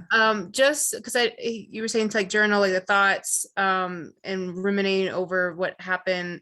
For example, like I went to the grocery store Friday and I was doing fine, and I had that moment where I realized I was doing perfectly fine with no anxiety, and I got in my head and I had a panic attack. Celebration. I had a panic attack at the store because I got in my head, well, where's the anxiety? And I just ran myself into it. Right, and then you created it. And then the entire weekend I had anxiety replaying that moment and thinking, now what if it happens when I step out?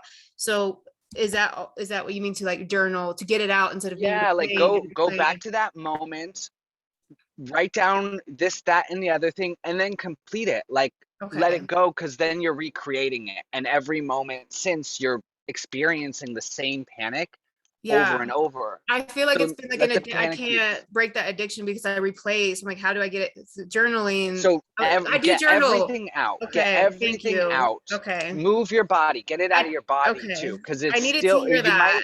You might get it out of your mind, but then body's holding on to panic and anxiety, and then just throws it back up into mind. So it's like, I always try to journal positive things, and I'm scared about journaling negative. No, get all the negative needs an outlet. Okay. The negative is just staying stuck. You need to write, but then maybe burn the page. Get rid of it. So don't reread it. Don't like then go over it again. Get rid of it. It's been expressed. Let it release. Yeah, because you're just looping in your body and in your mind the same panic and anxiety. Oh my God! Thank you. Thank you. You're welcome. And I can share something about stopping that OCD pattern of negative thoughts, because I totally had this and I solved it. So offline, we can do that. All right, Mercury and then Susy. Oh, you are muted. Let's get you unmuted. I'm sorry. Wow, I normally don't have trouble remembering that. I wanted to ask, is that your birth name, or is that like a soul name that you know? Because I had some stuff come through and I think I might be influenced. This is my birth name. Okay. I don't know, I was getting some stuff about like metallurgy and alchemy, but I'm going to pass because I think my information is not as clear as I'd like it to be. All right, great. See if something else comes through. Susy is next. Okay, Naina, I got that. This is when you feel that anxiety. When I was dealing with mine, I would envision it as being a mist, and I asked that the hand of a guide would come through and get me through it. This is also an excellent opportunity for you to reclaim your power. I'm seeing some inner child work that you can do, because you're saying that you're good with your mom, but then there are those times when you were a child that are still holding on to trauma.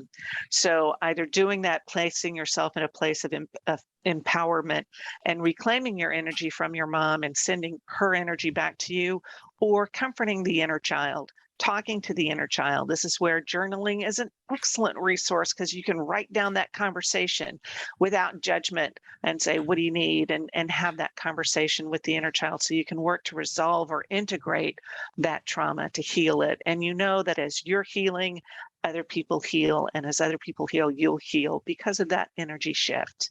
So whenever you work on the inner child, you get better, and the inner child gets better. I hope that helps. Thanks. Okay, thank you. Great, thanks, Susie. All right, anyone have anything else for Nina? Great, thank you so much for your question.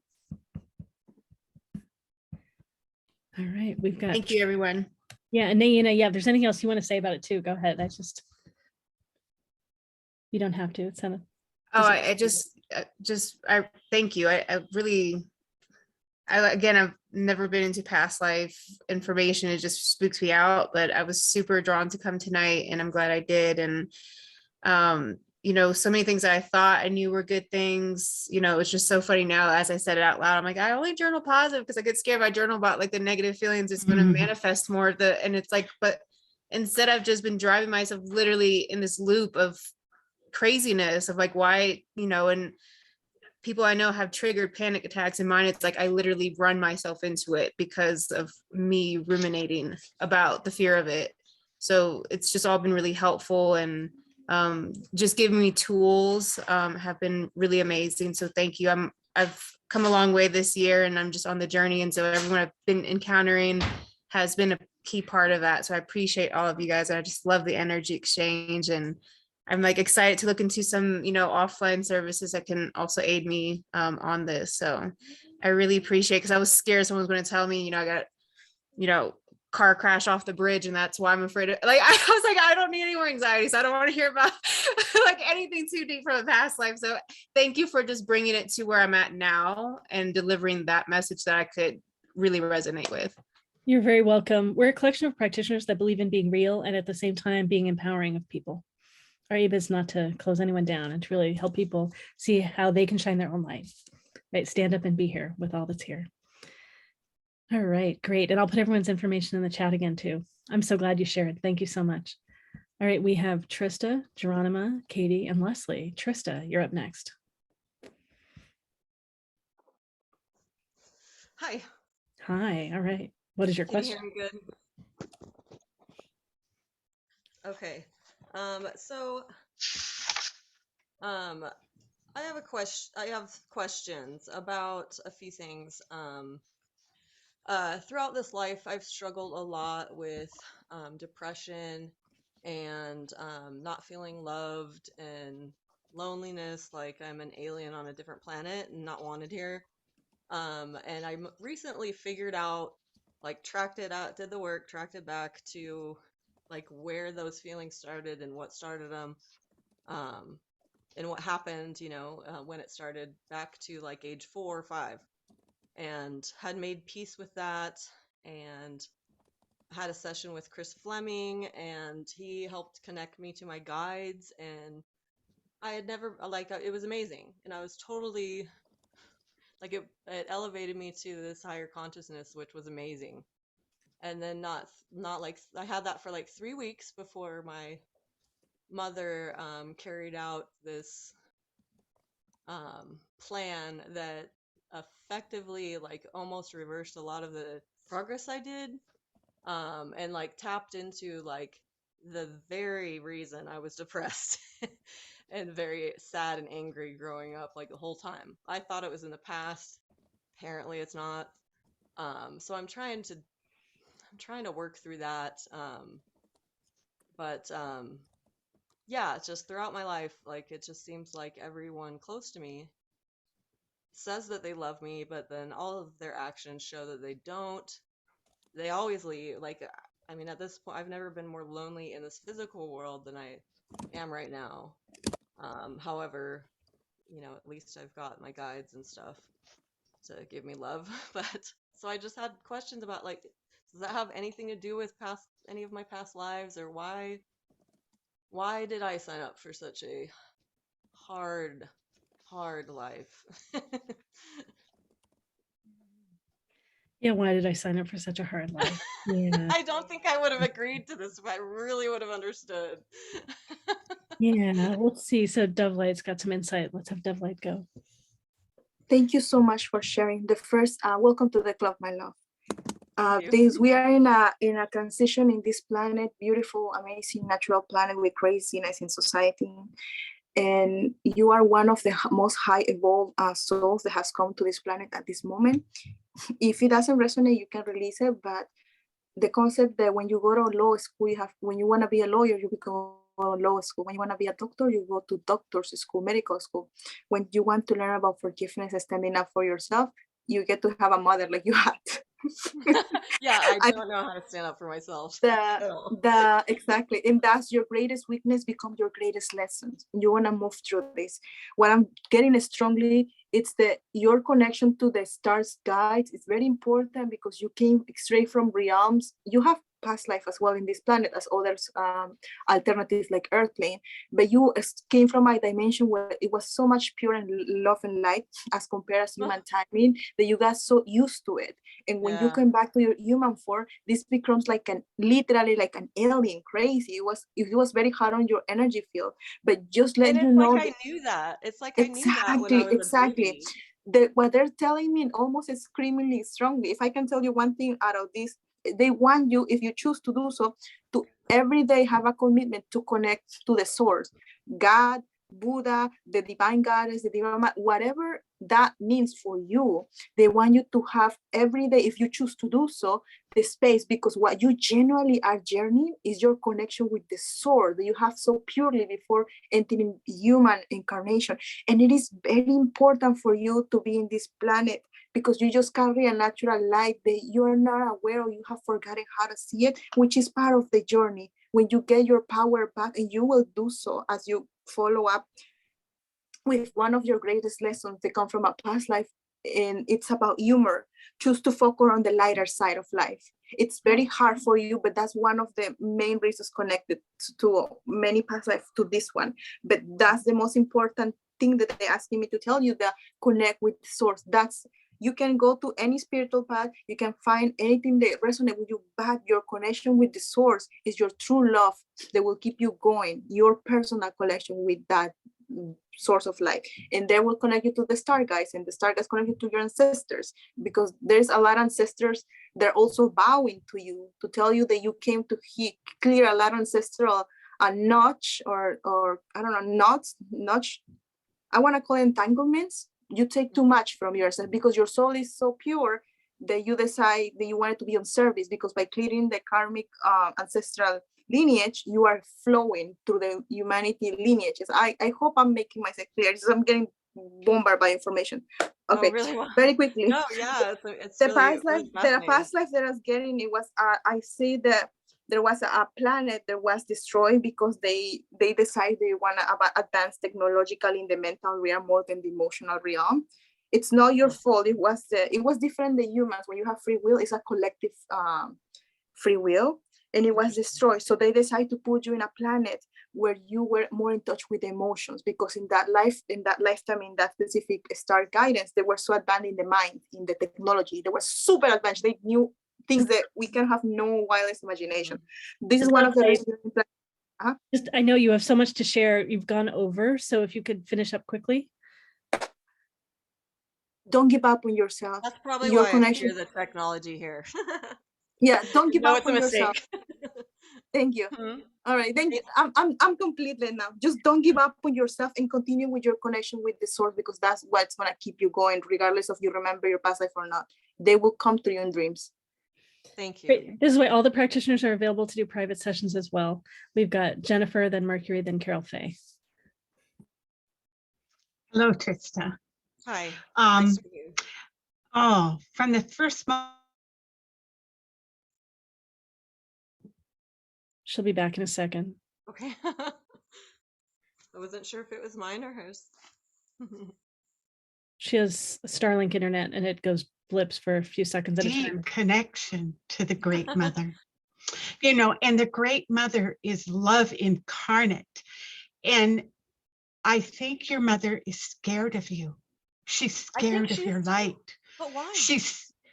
Well, you came from such a pure place. And when you look at her, you see the truth of what she's saying and what she's not saying. And that makes people crazy.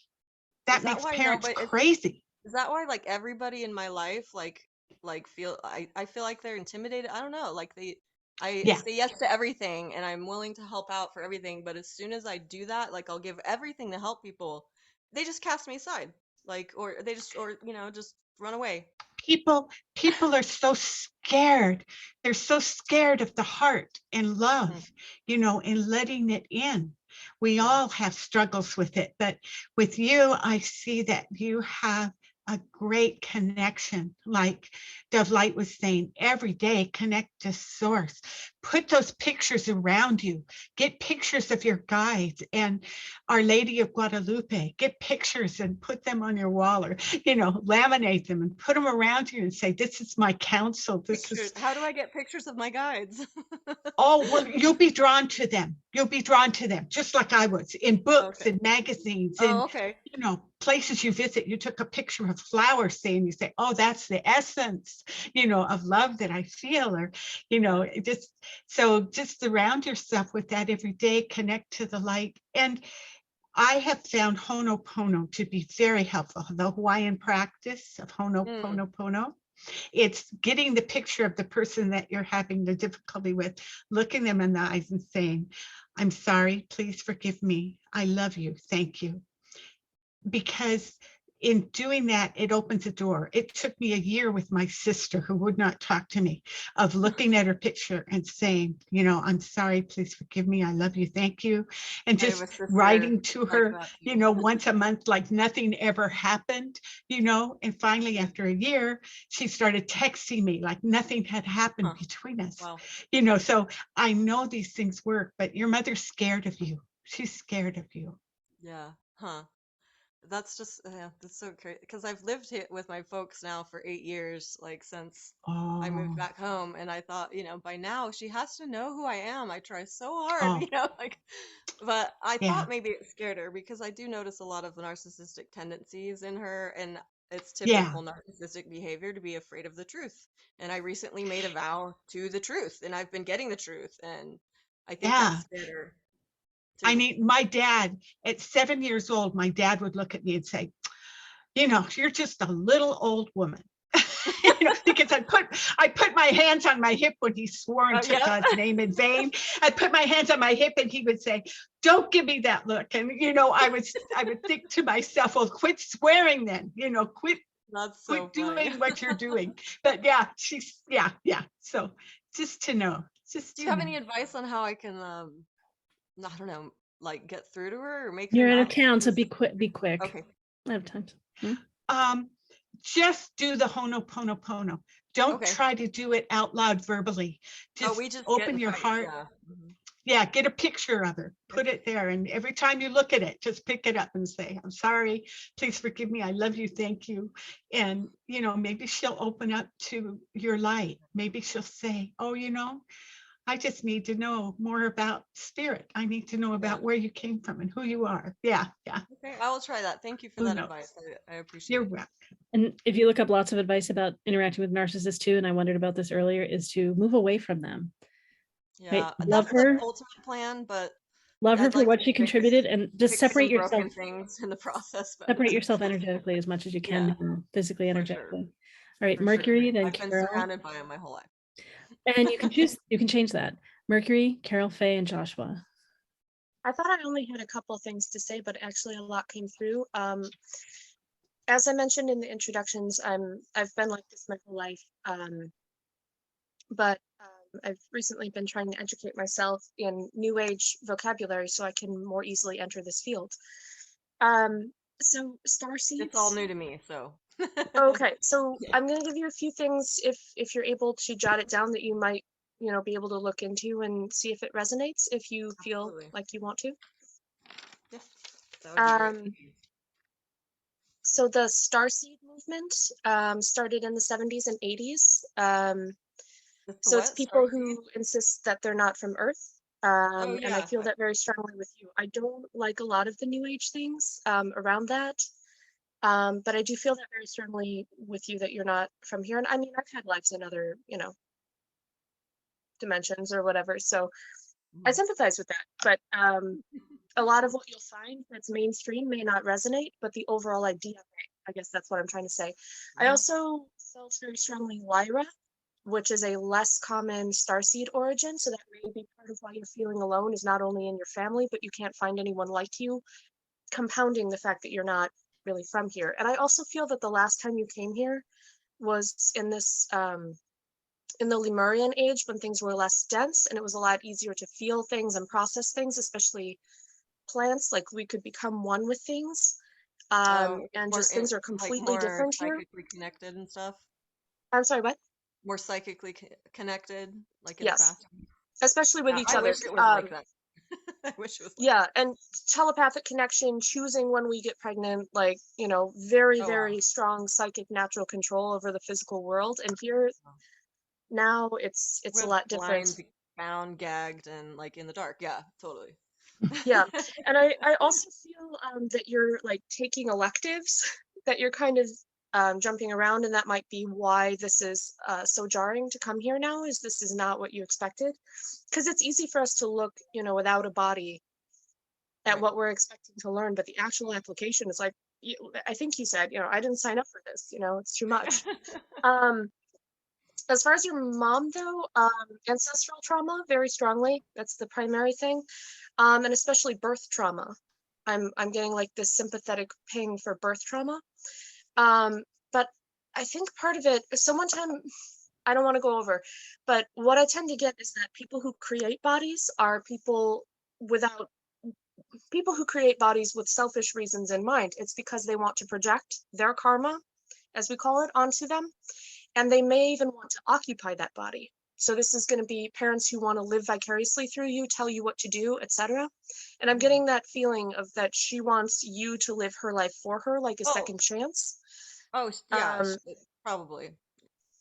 And I think part of it is because you have a very strong, like, you came here because you chose to do something and you want to get it done. And that can be a trait as well with the loneliness, is because we can get distracted by love and material things, but when we really need to stay on a path, it's lonely.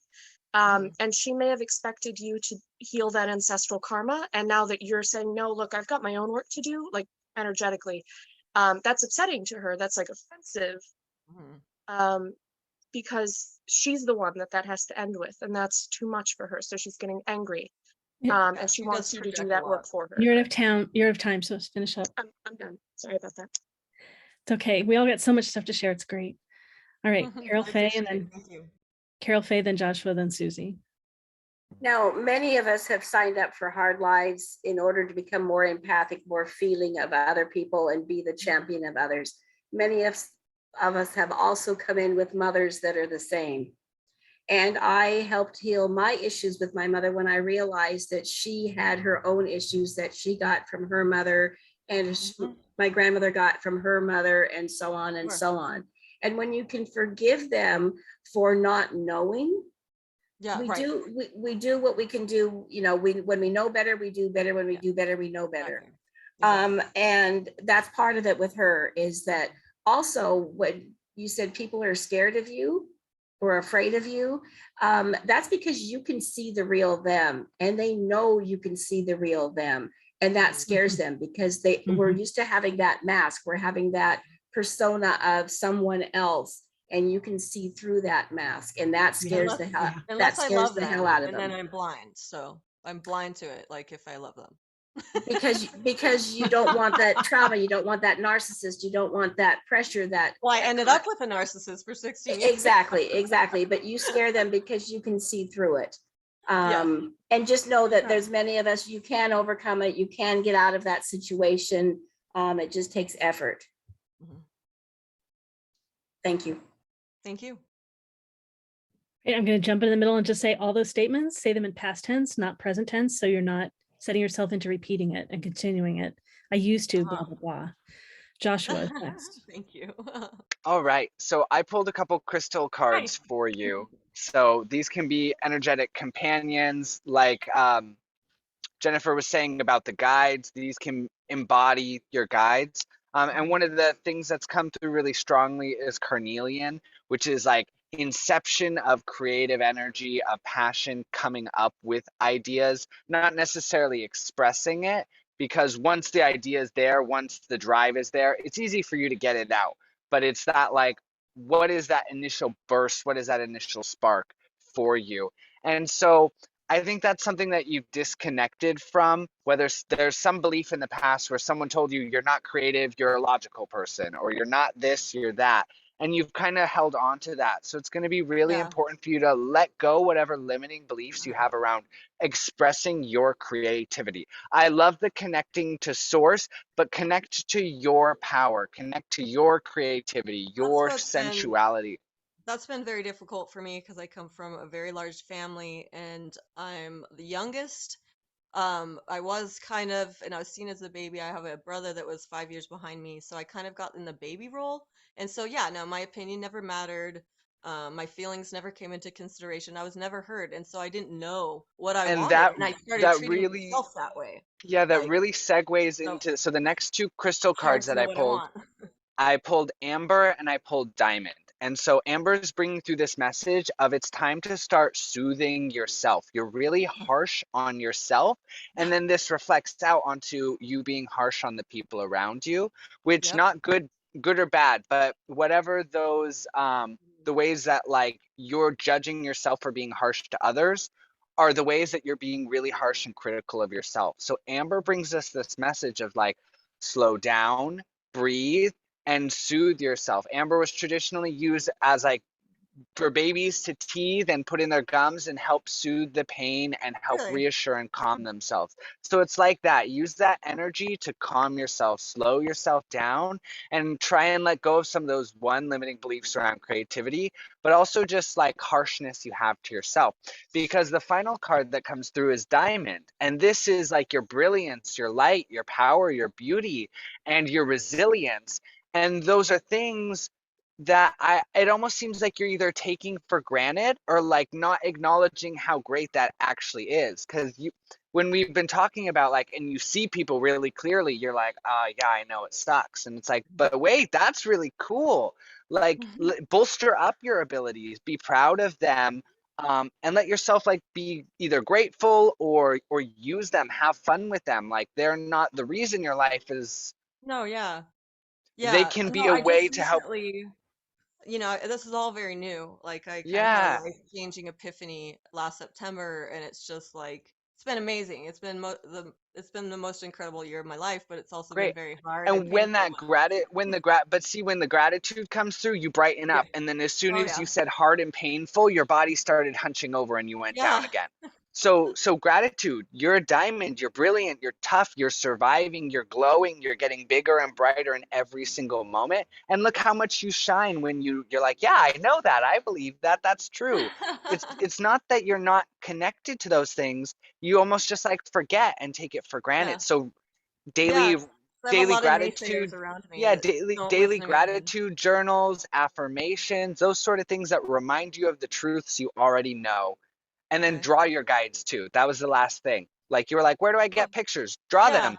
Draw Your them. your Okay. guide might, it might just be a stick figure bunny or a stick figure cat. That's fine.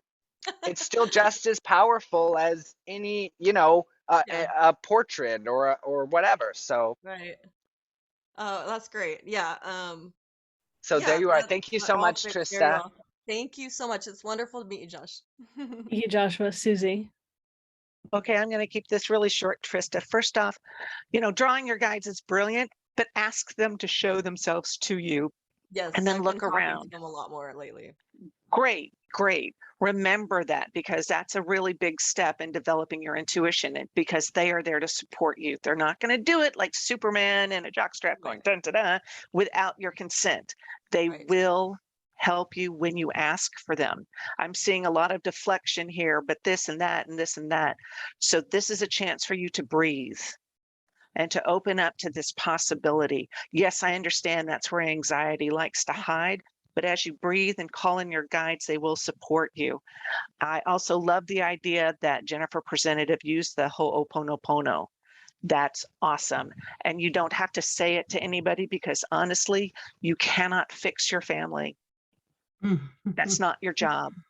We Well, all and signed I'm up. like a fixer. I like to fix things and problems. And that's a trauma response. And that's all right. This is part of the agreement we all made to be on the planet at this time, because honestly, it's wackadoodle here. But we are called on, because they won't let me use the real words I want to use.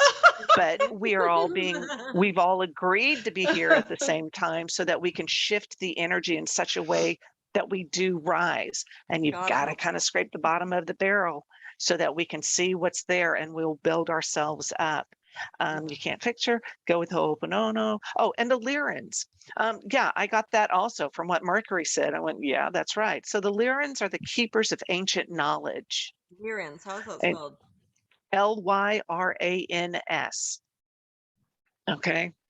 And I looked up this whole, like, how do you know you're Lyran? And I'm looking at it going, no, that's BS. What I got was that you were Lyran. You're not originally from the planet. Not many of us are, but you're here to bring in a certain level of energy here, a certain amount of energy, tapping into this ancient knowledge of who we were, like the Lemurian energy, and even whatever was before that. And you're an amalgamation of human and Lyran, so that you can help us shift. Okay, that could be part of that depression, in that you're like, I can't do this all on my own. Purpose is. I don't know what to do. I don't know what my purpose is. I know Right I want to now, help, but I don't know how. Right now, your purpose is to be an acupuncture needle in this earth, because it's your energy that's important. I know as a fixer, you want to like go do the things. I want to do the things. Give me a list of stuff. Okay. Totally. Right now, connecting with your guides, doing the Ho'oponopono, and breathing. Okay. That's the best thing you can do right now in the moment, because that's going to help you clear a whole bunch of stuff out, so that you can better focus on these other things. Good luck. You've got this, and you've got us. Thank you so much. And I love that I found you guys. I am so happy that I found this community. You guys are amazing.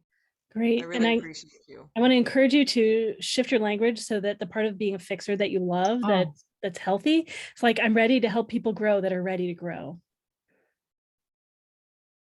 Yeah. Right? So just find a way to say it that's healthy for you. Yeah, Susie? And sometimes just being you is all it takes. Yes. Yes. Not action, simply being. We've got Jennifer and then Mercury. And Josh was holding up a card. Yeah, what's the card, Joshua? Diamond. Oh, Trista? beautiful. You have to try to scroll to see Joshua's card. Yeah, Joshua, if you say something, it'll come to the front. Yeah, that was the card that I pulled for you that I was talking about, Diamond. Like, let your brilliance, your beauty, like, show it off. You're worthy of being shown off, and yeah. Oh, awesome. Thank you. And celebrated as like a gift of love to yourself. Yeah, so, and I've never given myself that, because I was taught that I was unimportant. I treated myself how my siblings treated me. I just say, I'm learning to give myself that. I'm opening to giving myself that. Yeah, go crystal shopping. Time to go crystal shopping. We've got, I guess we have Jennifer and Mercury, and if you've all shared before, please just be quick. We have so many more to go. Oh, I just need to, I don't know the protocol, Laureli, for leaving. I need to go. Oh, and I've that's been great. Thank you for checking in. So go ahead, say your name, what your modalities are, say your offering, and then your contact info so people can reach out to you. So you're in the video. Oh, okay. I'm Jennifer Ludeman with Oasis in Nature, a retreat and healing center in outside of Portland, Oregon, about 30 miles. And I do hypnosis regression, QHHT, and I do Dreamwork also. And you can contact me. Can I tell all the ways people can contact me? Yes. Oh, you can contact me at my website at oasisinnature.com. My phone number is 503-709-3694. And yeah, please contact me if you would like to do a session. Yeah. Great. And much love to you all. Thank you, Jennifer. It's been lovely having you here, and I look forward to having more events, more panels. Great. Thank you so much. You're welcome. All right, Mercury. Hi, two quick things I'd like for just to give to the whole group. that have helped me personally. You don't have to see your guides, and you don't have to draw them. They don't have to be a visual. They could just be a smell or a taste. I'm synesthetic, and I will often interact with different entities, like 2 senses at a time, sometimes 3, but they're not always visual, and not everyone is psychically visual. And the other thing I wanted to say was the Ho'oponopono. If this feels resonant to you, anybody, something I have found interesting was doing it as the person who you have this hurt with. So if you like picture back, a moment that you really felt love, either for your mother or ideally from her, picture who that person is, that personality, and even maybe see what about them you have in common, because it's not actually them, but sit with that and see if you can say it as them. The thank you, please it's please forgive me, I'm sorry, thank you, I love you. I think I'm saying it out of order. I'm sorry, I'll I'm have to talking look it so up much. anyway. Just an idea. See if you can say it as the Okay. aspect of you that is the internalized person who has hurt you, and see if you can make harmony Right. within yourself. And I think, I can't remember if it was Jennifer or Susy said that their loved one contacted them. It is true that Yeah. it will change it, but yeah, it's not on you. Awesome. Sorry. Thank you. Great. All right. Thank you so much, Trista. It's been lovely. Thank you so much. I appreciate all of everything you guys shared. I appreciate it. Very welcome. All right, let's see. And practitioners, is there anyone else that has to leave when we're supposed to end right at 8:30? And we might not get through everybody because we have so many questions in line, but okay. So let's keep going. We've got Geronima next. What is your question? Hi, I recently decided to make mediumship my profession. And I just want to know, what am I not remembering or what am I not releasing that would help me on this path?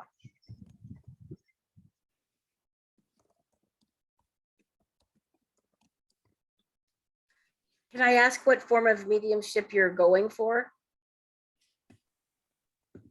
Mental mediumship, trance, physical, what form of healing, what form of mediumship is your forte? Or is that I'm just doing like one-on-ones at the moment. So that would be mental mediumship. Okay. Then mental mediumship. Okay, thank you. I'll be back.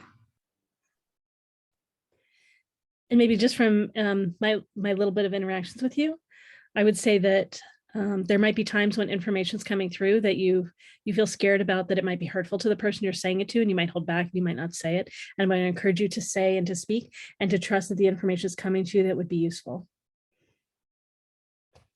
Susy's next. Geronima, I love that you said, what am I not remembering? Thank you, because that reminds you that you know this stuff, and it's just, you've got to get that clutter out of your way. So there are some old paradigms from past lives that are there, like nobody trusts what you say. And it's incumbent on you as a medium to ask your guides to come in and help you, or to connect with source, and however that looks to you, to set up protection around you, whether it's just this sphere of energy around you that only allows that information, which is for the highest and best, and ground. So, connecting with earth, connecting with source in such a way that you can be in that protective bubble. And congratulate yourself. You've used great words. I'm so happy for you. That's just the one thing I'm really you have all the skills to you. And so they are going to reveal themselves to you as you go. So you're going to have those moments of, wow, I didn't know I could do that. So because you're open to it and you are asking to be reminded of all these gifts that you have, they will come to you. If you're talking, for me, mediumship means something different than it does to Karyl. For me, I'm like talking to dead people, but it also means being a conduit for source.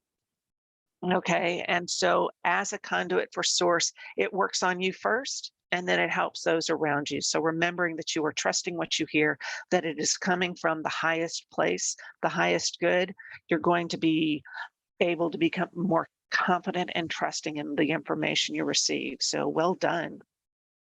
I think that's it. Yep, that's what I got. Thank you. Thanks, Susie. Karyl, Faye next, then DoveLight, then Joshua. Now, one of the names for a medium, a trance medium, is a channel, which is a hollow tube, and the energy from source or the spirit comes through that. And you have to remember that anything that sticks inside, and the healing energy as well. You're a hollow bone, and that energy comes from the universe through that hollow bone yourself. It's into someone else. So it's from spirit, through spirit, to spirit.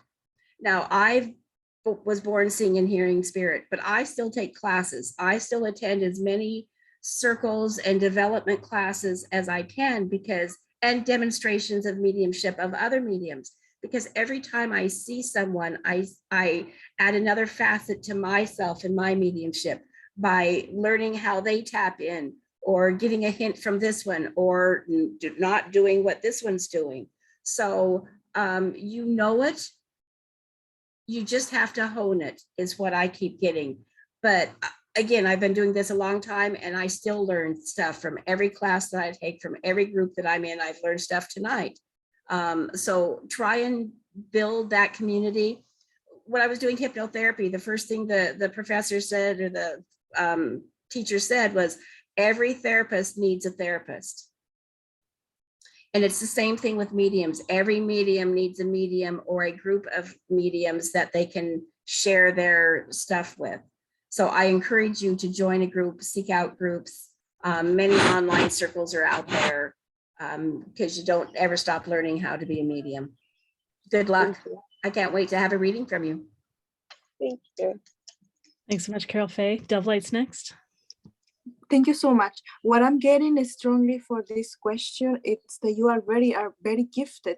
You already can see the signs. You have a strong connection with the spirit. What is it that you are holding back a lot for fear of what other people are gonna think, if I'm making it right or wrong, what if they don't resonate? So you have to accept that you're learning to accept that there are things that you cannot change or control. Some people might not be ready even to listen to the message. So there's a lot of diversity, but it is about trusting your connection with the divine, trusting the way that you learn how to connect with spirit. They also letting me know that this adversity that you feel at this moment about moving forward as a medium, it's actually gonna help you to teach others that are going to be in this path, because you come from a past life when you was a great teacher, connection between nature, the cosmos. And in this lifetime, you get to learn what is it like to be confused, lost in the spiritual, what it's like to not trust yourself, because when you move forward to generally see yourself as a successful medium, to trust your own gift, to trust your intuition, you are able to guide others, not just because you're saying it, but you actually have passed through it. You carry in your energy field. So please continue trusting yourself. And I would strongly recommend you to have boundaries and work with your spiritual team if you're not already doing so, because that is true. We live in a polarity world that is very heavy vibrational things. There are things that we are not ready to see. So always have this prayer or intention in your own words. Say, show me what is for my highest good to know. What is it that I need to know? Trust me, it's not funny that when you're going to people's walking and seeing things or this and that, it can make you even crazy, can disbalance you. So always, as you walk in your path as a medium or as a healer or as a channel, show me what is for my highest good, or may I hear what's for my highest good? What is that you want me to know for this person's highest good, my highest good, okay? But it is about trusting yourself and letting go of the fear, because you're holding too much all this beautiful gift that you have, and it's your confidence and trust in your connection to the divine and in yourself that's gonna keep moving you forward. And everybody has different timing, so honor your timing. Everybody learns different and different. Everybody's unique. Thank you so much, and blessings in your journey. Thank you so much, DoveLight. Joshua's next. All right, so a couple messages coming through, and this is mainly just about like how you're creating and setting space for yourself when you are going into session. Because what just keeps coming through is that there's almost this, like, someone said boundary, but like making sure there are moments when you're on and moments when you're off, so you can like rest and like not be in that channeling mediumship mode. That it's going to be important to, like, whether your house is gridded, whether the space that you do your mediumship sessions in has crystals that support you, plants that support you, whatever, that creating those boundaries and that protected, grounded space are for you is going to be really important. So you have something to anchor all of that energy down, because I'm seeing that it's really easy for you to like untethered go up there, collect the information, connect, but then it's like bringing that energy down is like going to be a lot more difficult. So like, what's your anchor? What's going to help you weigh all of that and pull that embodied in? You don't need to like hold on to it embodied, but bring that in so that you can communicate that, let that energy be expressed through you. Because it seems like some of those blockages are that like grounding that energy and then pulling it down. So making sure like black tourmaline is a really great grounding stone, having some of that in your space. Obsidian's a really great grounding stone. It also helps cut through limiting beliefs. So putting obsidian in your space, working with it energetically to help you see what you're not able to see, and to cut through any of the barriers you might have created preventing you from using those gifts. Yeah, so just maybe go through whatever your space is, set it up in a way that can cradle and nest you and support you and really ground those energies you're bringing through. And then also kind of like that switch. When are you working in media mode? And then when can you like just say, no, I'm not channeling that energy right now. I'm just relaxing, watching TV. I don't want someone's, grandparent down the street who has a message for them. No, I'm watching TV, relaxing and resting. Making sure you're having that off time is going to be super helpful. So there you are. Thank you so much, Geronima. Thanks, Joshua. Mercury? I was feeling a headache type of thing. Well, it's more like a migraine, but not as intense, which for me is like spiritual constipation. So I want to encourage you to have the audacity, because there are so many people. This circle seems like a bunch of really genuine people. I haven't felt one single thing off with any of these folks here. But I do work at events primarily, and there are a lot of people who are just kind of sketchy. So you deserve your place. So don't doubt that.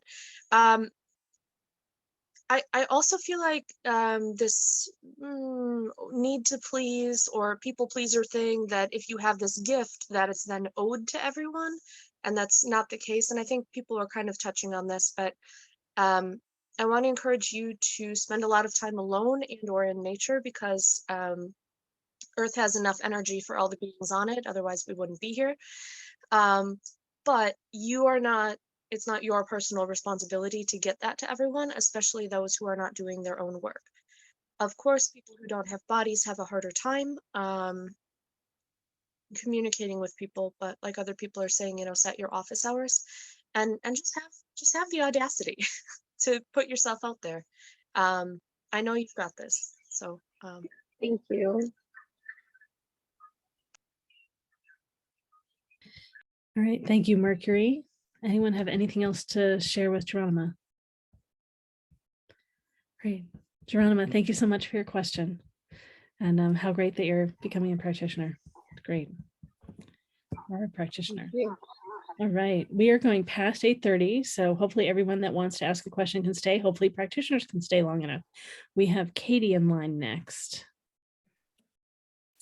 Hi there. I hope everyone can hear me okay. I've been having some sound issues. We can hear you. Thank you so much for staying a little bit later. I am excited to ask this question, but nervous too. I'm new to learning about past lives, so I don't really know that much about it. I haven't read a book or anything like that. But I have had my whole life a lot of very strong feelings. And one of those feelings is that I'm an old soul. And I don't know why I feel like that, but I think the question that I mostly have always wondered is, ever since I was a child, I've seen ghosts, and it used to scare me. And some of the times I would tell people about it, I wasn't necessarily believed, but this has kind of followed me through almost 5 decades of my life. And I don't know why I'm seeing ghosts. It's not all the time, it's just occasional. And I don't know what I'm supposed to learn in this life by seeing things like this. And you've asked this question before somewhere, right? One other place. and Oh I my did God, not get an answer. Okay, we have names for being able to see ghosts. Yeah, I'm so grateful that you're here asking this question. All right. Go ahead, Mercury. So I was getting very strongly a very bright teal. If you go with, the New Age chakra system, that's like the third eye area. It seemed like it was just a really strong energy, but then I was also getting the mediumship piece before you said that, and being an indigo child. But it's more on the starseed side than being an old soul. It's less linear and more chaotic. Like I'm seeing like this, those maps or pictures that are made of many strings. It's very much like that, like a picture that's woven by many lines of information. And I'm feeling actually I'm gonna frame it as a skill. I truly believe it's a skill, because I think maybe you couldn't control it as a child, and no one can. No one can control their skills when they first come up. It's a process of learning what your gifts are and exploring them. So this may sound like it's a negative thing, but it's not. I think you have a talent for what is classically called psychosis or schizophrenia. Obviously, I'm not a professional in the medical or mental field. I'm not qualified to make that diagnosis. I'm just making a vocabulary association. I see this as an ancestral talent, which lends itself to animism. And actually, you and Geronima, I meant to say animism is the more broad term for what's more usually called shamanism. And it is that everything is alive and that you can connect with more than just people. You can probably connect with rocks and plants and such. And so I would encourage you to kind of let yourself go. I actually tend to recommend that people don't mess around with plant medicine, but that is something that you may feel called to do, but I would only ever do it with people who really, really trust. So I don't want to actually make that recommendation, but that may be something that helps. But the chaos is actually part of your talent. So just trust yourself and know that you can feel out. You are wise enough to feel out whether or not something is too chaotic or whether you're just kind of keeping yourself in the box that you were told to stay in. Thank you. Thanks, Mercury. We've got DoveLight next. We got Archangel Michael. Archangel Michael is the commander-in-chief of all angels. He will guide you to any angel you might need. When Michael is close to at hand, you can trust everything as well. So I agree. I was strongly picking up that you came from a lineage of ancestral healers. They used to work with a spirit, because in the ancient times, it was very important to know when the death was coming, so they could prepare the tribe in the community. They also worked with psychopon, which was helping the spirits pass to the other side and guide the soul. So this is absolutely an ancestral gift, come from your lineage. I can also see a grandmother who used to do this gift more openly in the past. And you have to accept yourself. Like, I'm learning to accept the things that I cannot change. So it's what's calling me about this gift is that you actually not forced to do it. It's up to you in this lifetime. Some people are born with gift and they are meant to continue the gift and follow that path because it's from their soul contract. However, in your case, you have the protection and you work with these beautiful angels or archangelic realm, even if you don't know they know you, but you have this gift. And this gift is about bringing balance and justice. It's a beautiful gift that you have from the divine. About plant medicine, my ancestors did plant medicine, and I'm also from indigenous background. However, plant medicine and alcohol can open you up, and if you don't have the specific guidance, it can actually make you worse. It's not a pill that's gonna, you take ayahuasca or you take any psychedelic, it's gonna heal you automatically. Absolutely no. You need to show up for your healings. You need to be present. So I will not recommend you to have ayahuasca personally if you have already mediumship abilities and you don't feel safe or in a grounded place. And that's my personal perspective from my ancestors. They did work with sacred plants because it's not a game at all. And I can see the adverse side effects, especially when you have already gifts open. So that's what I'm picking up from you. Please keep working your spiritual realm. The spirit guides your help, and they're gonna guide you through this process. It's about bringing justice to yourself in the gift of the lineage, but it's not gonna be forced onto you. Okay, thank you so much. Thanks so much, DoveLight. Susy's next. Hey, Katie. DoveLight said the word psychopomp, and that is a shamanistic practice in which one helps souls cross over. I got very strong hits that, again, you've got a lineage of this shamanistic abilities in your soul path and in your, even possibly in your genealogy. But it was a duty, and it comes from a time when the whole cycle of life was honored and respected and included. You know, what we do now is like we have to all look younger and be pretty and have the cars, and death nobody wants to talk about. But you come from a time in which that was accepted as a part of life, this whole cycle in which the body dies, it becomes part of the earth, and then it comes back. So yeah. And for me, an old soul is an experienced soul. I don't feel like we have, baby souls. They just don't have as much experience, because I feel all souls came at the same time. But you do have a lot of experience in your soul. You are able to travel the realms. So that basic shamanistic ability to travel and to go, maybe helps do some soul retrieval and stuff like that. Ayahuasca is it's a heavy duty thing to do, and to be done in such a way, from my understanding, as I've never done it, but to have somebody with you who can bring you back. So I don't have any yes or no's to the ayahuasca. I would trust other folks. But the duty you had in previous lives was to help people cross over. Now, what I find now, I've got a couple of friends that we sit around and we text each other, well, I've got this guy here from the 1860s, and we do help souls cross over. I think that's an ability you can develop if you should so choose, because there is a lot of stuff to be cleared out, and people, I've encountered souls who are like, what happened? So like accident victims who are not ready, but helping people to move forward and to facilitate that crossing over.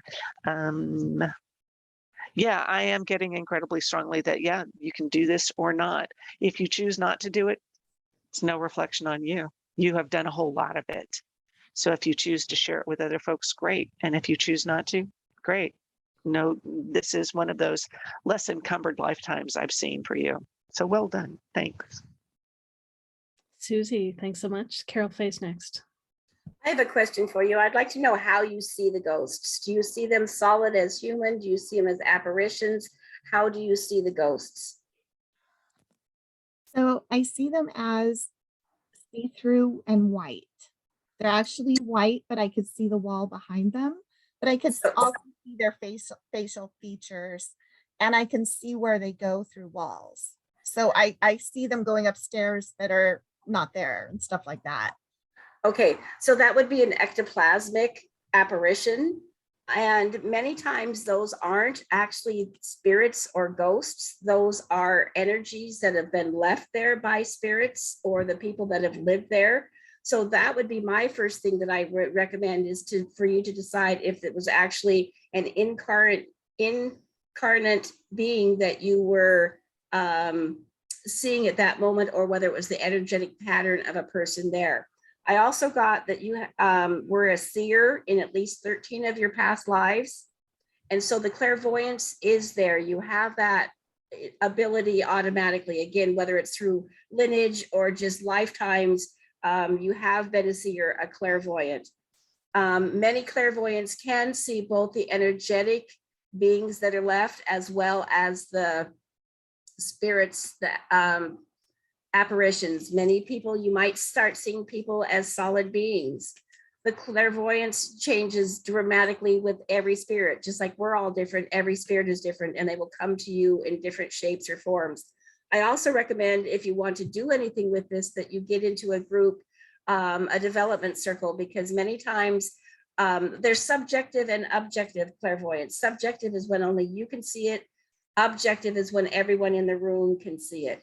And that is really important for people, especially starting out, to know that they're seeing what they're really seeing. So I do highly recommend that. If you don't want it, if you want to stop seeing it, tell them you don't want it. It's turn off that switch.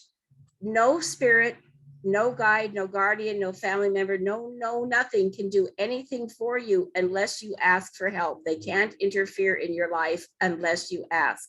If they are, you've given them permission at some point in time, rescind that permission.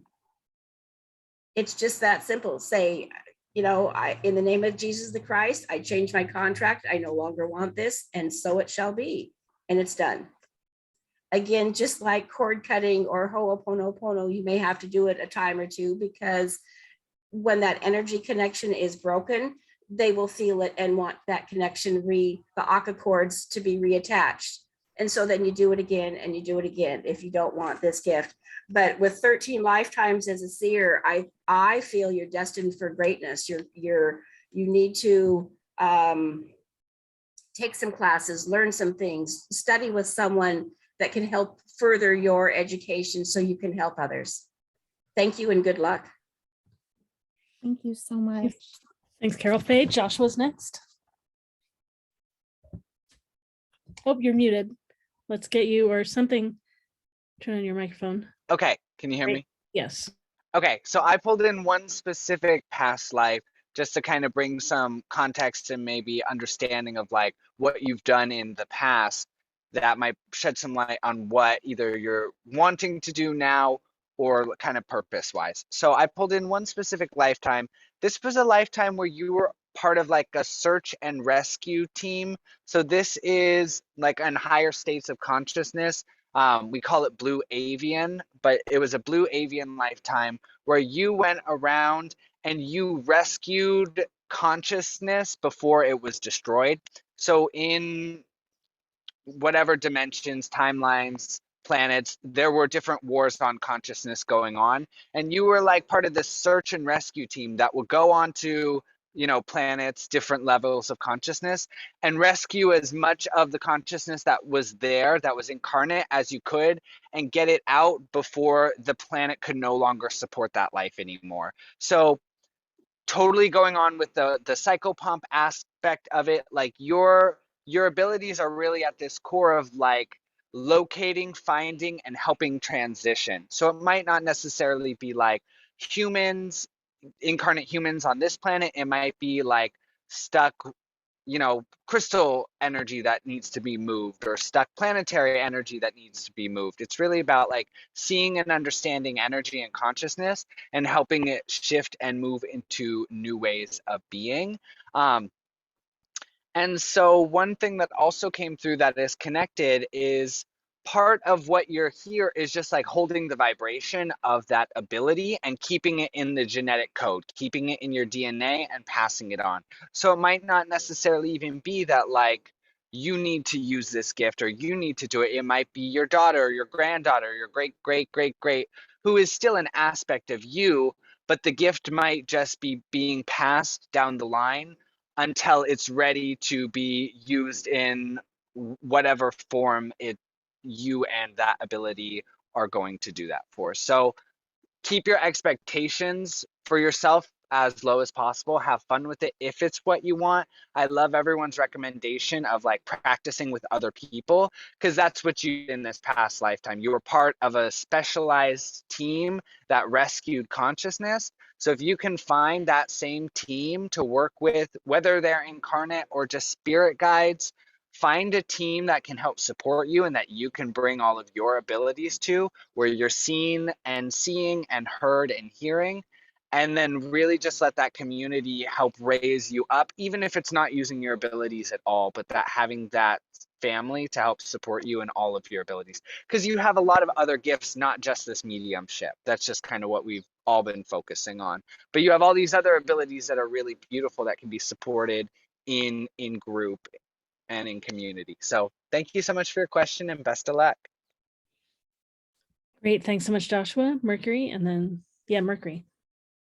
I wanted to amend what I said. When I said plant medicine, I did not mean ayahuasca. That seems like 10 years off if you ever do it. I would not do that right away. I was actually feeling like grow your own herbs, make teas out of them, sage, maybe tobacco, maybe if you trusted marijuana, if it's, you know, legal in your region, but I would not go for heavy psychotropics. You don't need them. But the reason that I brought it up was because I saw you teaching other people. I saw you actually in this lifetime, if you chose to, that you had the capacity to teach other people about plants. So I guess I meant plant energy, but yeah, I wouldn't go for ayahuasca. That's too much. You don't need it. Okay, great. Thanks for clarifying. All right. Any other comments for Katie? Great. Thank you so much, Katie. Appreciate you waiting. Great. We've got Leslie next. Oh, so much. I really appreciate it. Yeah, you're very welcome. All right. Leslie. Hi, everybody. Hi. So my question is that I'm dealing with a lot of issues around self-confidence. I am transitioning from the corporate world to start my energy healing business. And I've got a big self-confidence block, and it's really making me mad because it's the only area of my life that I even have any problems with self-confidence. So I'm trying to see if there's anything in my past lives that can explain that. Yeah. And I'm going to say something that doesn't have to do with past lives as they're checking in on the other things. So my sense is that you come from this place of the corporate world. You call it the corporate world. You know, it's this kind of big, bold energy and the way that you have to show up in the corporate world. And a lot of people that step into being coaches, and I know this is different than being a coach, but they're often coached to charge like way high rates. And so whatever you've earned before and the expectations you might hold yourself to and what you should get paid working for yourself, I want to encourage you to not do anything like that and not think that you need to step into anything that's so big that you don't feel able to fill those shoes. You want to start as low as you need to so that you know that you're giving value and you don't have that question for yourself. Don't sign up for that to be big or long-term or many people. Just step in a way that, you know, charging whatever you need to charge so that you feel comfortable and easy in your gift. And then very quickly, perhaps you'll know that it doesn't feel right and you're giving more than you feel like you're being paid, and then you're ready to charge more. So let yourself step forward into it in a way that feels good to you, not expectations that you should step in faster or bigger or anything like that. Yeah. Some part of what I pick up is that just the other people's expectations. And so there might be past lives of other people's expectations that you were attempting to, you know, that you needed to fit and fill and those kinds of things. So, all right, Karyl Faye. And I agree with Laureli. One of the things that I learned in hypnotherapy is that we charge a certain price for 100 people. And then after you've had the experience of reading or helping 100 people, then you add money to that. And the next 100 people, you add another amount to that till you get to where you are comfortable with helping everyone. Because as you give the readings, as you do your healing work, you will grow and expand it and be able to do it much faster and easier. So you will want to charge more for it. But the fear of success is much stronger for most of us than the fear of failure. It's the fear of the peer pressure. Oh my God, what are they thinking of me now? Can I really do this? What are they going to say that I did this? Or what are they going to say if I do that? We've all had it, or at least most of us had. I know I have. I'm still there. I've been doing this all my life and I'm still there some days. So just know that that's part of human beingness, that we are spirits in a human body, but we are also human bodies with a spirit in us. And that's part of being the judge. We say we don't judge people, but we all, it's an innate human quality. We all judge people in some fashion or another. So just know that that's their judgment, that's their issue, it's not yours, and just do your business. If you have to say a mantra every day, then say a mantra every day. I am, I'm worthy, I'm capable, I can do this, yada, yada, whatever. Just be you, give yourself, but don't give your energy, use the universal energy, and you'll blossom, you'll grow. Again, we're going back to that hollow bone, from spirit through spirit to spirit. You are just the conductor of this energy that's coming through you. No expectation of failure is needed. Expectation of success is what is needed. You will be helpful. You will succeed in helping people unblock themselves, because we know as healers, we aren't the healer. We are just the conduit for that healing. I do see you have a following, a harem, a group of people that will follow you once you get going. You will be on a platform stage. You'll also be teaching some of this, is what they're showing me. And so I look forward to seeing that in the future. But know that we are human, we have those feelings, but it's not valid. You can succeed, we all can succeed.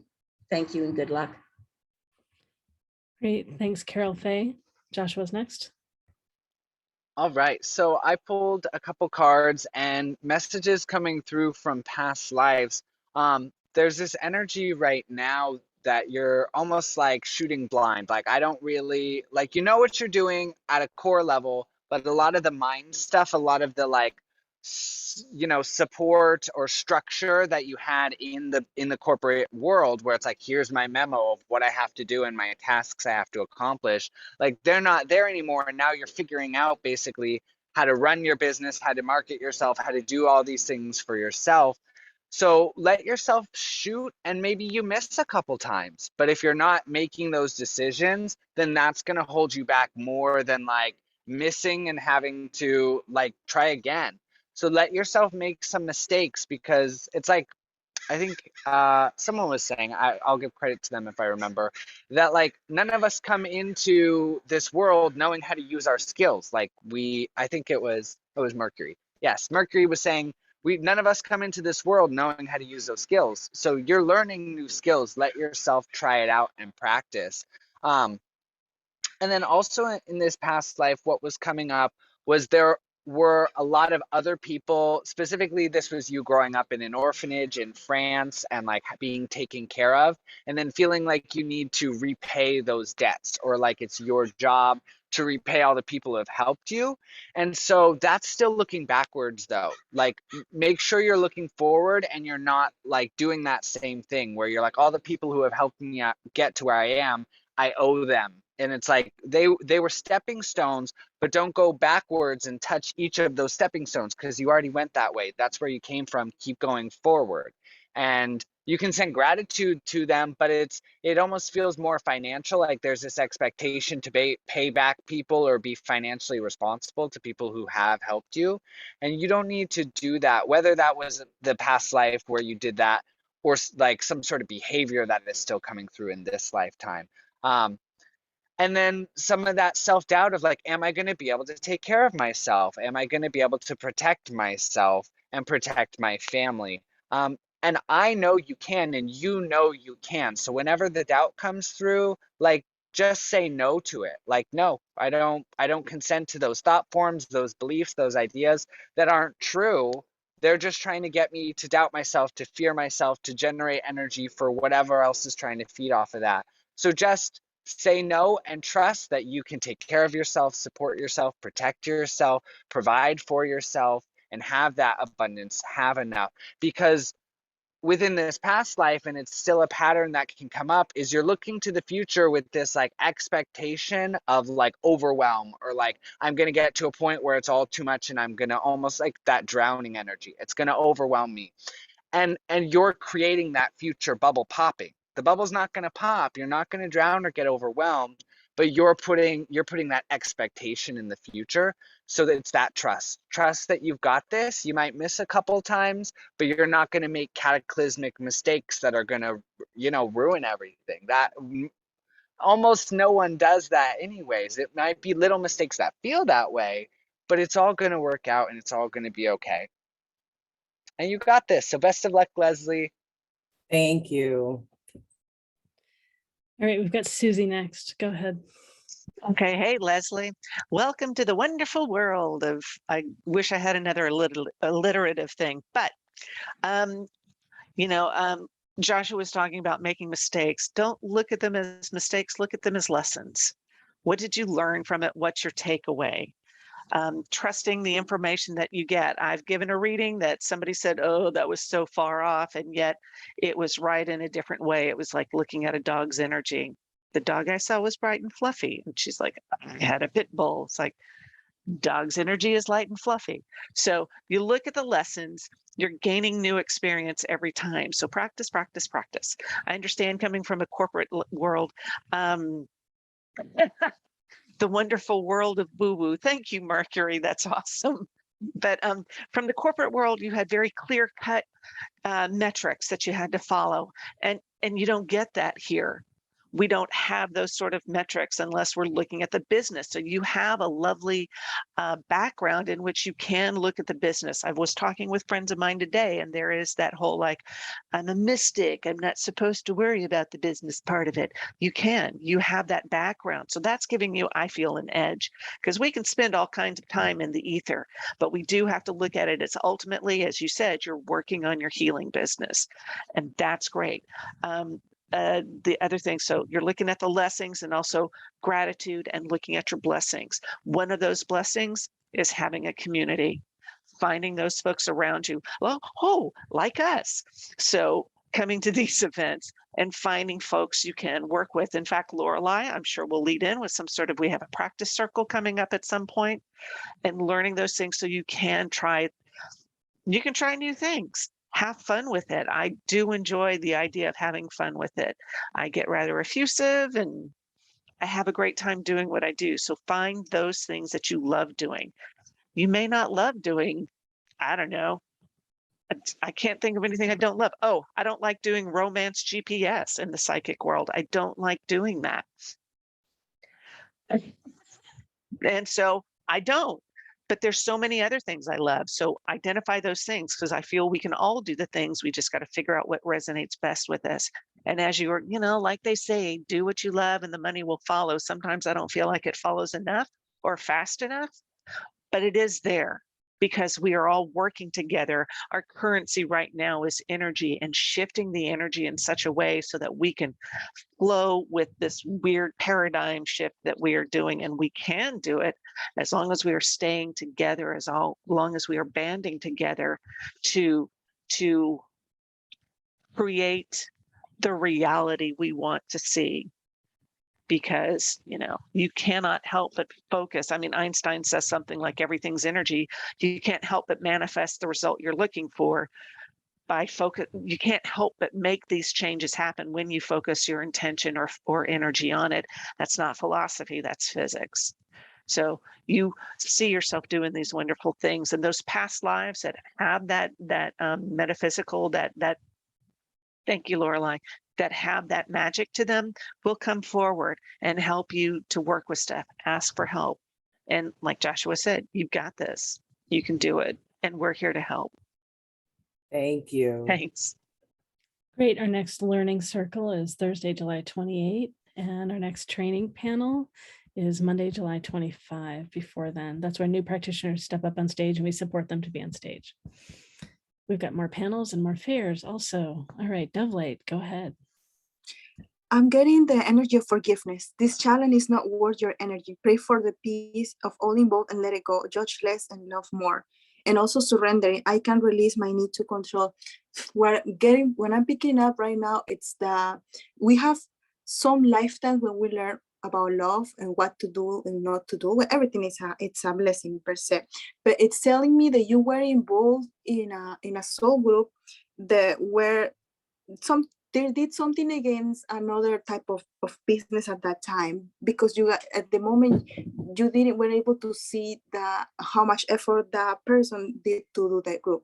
So in this lifetime, when you enter to the corporate group, it's because it felt like a jungle. It's more like fighting, more aggressive. However, it was connected to the soul group of the person with the business that didn't go very well because of some actions of that soul group. But it's already even up because you already helped them. You already, through working in the corporate job, you already helped this soul group. So it's even now. However, they want you to remind you that we humans are not used to the new things, the new flow. So that's why it feels different. In the corporate world, you have the stability, you know how much money you're gonna get, you know how much business numbers and this. Now, when you're working with the spiritual realm, abundance comes with doing with things that you love. And it's a different frequency. It's not worse or better, but it's more different. It's more aligned to your soul. So when we do the transition from something that we're so used to it to something that we're not familiar, it feels like, oh my goodness, you know, the leap of faith, that things. So that's why they're telling me, but you are a natural born healer. You're a natural born intuitive person. They're telling me that everything that you learn in the corporate business world are going to help you to be a bridge, because these people, I don't know why I'm calling these people, because sometimes they're so, they need a language they can understand. If we come with the new age, the stones and the vibes and the vibrations, they're like, well, what are you talking about? Are you smoking? They need a language they're able to understand. And part of your soul journey was to learn in the corporate world the way the language of these people, so you can translate it into something that a lot of people are going to resonate, that are becoming awakened and open up. All right, you are a natural born teacher and you're a natural born healer. And this is going to open up as you trust your path. And there is an energy of forgiveness related to helping others how to forgive, that's gonna come strongly in your path. So just be aware of that. And again, surrender. There are things that we don't have no control. We just have to trust and have faith. We have to manifest that through our believing in ourselves, in the creator and the source. Okay, that's what I wanted to get. Thank you so much, and many blessings in your path. Thank you. Thank you, DoveLight. And I know Susy's got to get going, so let's have Susy check out. Thank you all so much for an amazing night. I have so enjoyed working with these new to me practitioners and Joshua and Laureli, who I know now, and I feel like heart family with you all. My name is Susy Parker Goins. I'm with Blue Lightning Healing. My website is bluelightninghealing.com, and you can contact me at Susy, SUSY, at bluelightninghealing.com. I have a special, oh, thank you, Laureli, for posting it. It's MeWe 20, and that's good for 20% off any session, whether it's virtual or on Thursdays at my Edmonds office. Ooh, I feel so adult there, but my Edmonds office on Thursdays. And that's good until July 31st. I am so grateful to have been able to be a part of this thing, because past life healing is such an amazing modality. So thank you very much. I love you, and bye-bye. Thanks, Susy. And that's Edmonds in Greater Seattle, if you're not familiar with the area. All right. Bye, Susy. And we had one more person sneak in with a question. Practitioners, are you all okay with one more question? And we may have still a little bit more that we needed to finish up with Leslie too. Okay, we can stay for another question. Anything else for Leslie just before we go on? Right, and Leslie, anything you wanted to share just in response? Sorry, I didn't ask everyone. No, it was great. And definitely, I think, you know, just not having rules how to do this is right on, and just, you know, experiencing it the way I want to. And yeah, I might make a few mistakes, but thinking them as lessons, I needed to hear that tonight. Great, great. All right, Goddess Yasmin is next. All right. Hi, thank you so much for you guys giving your time here. I know we're overboard, but I'm really thankful.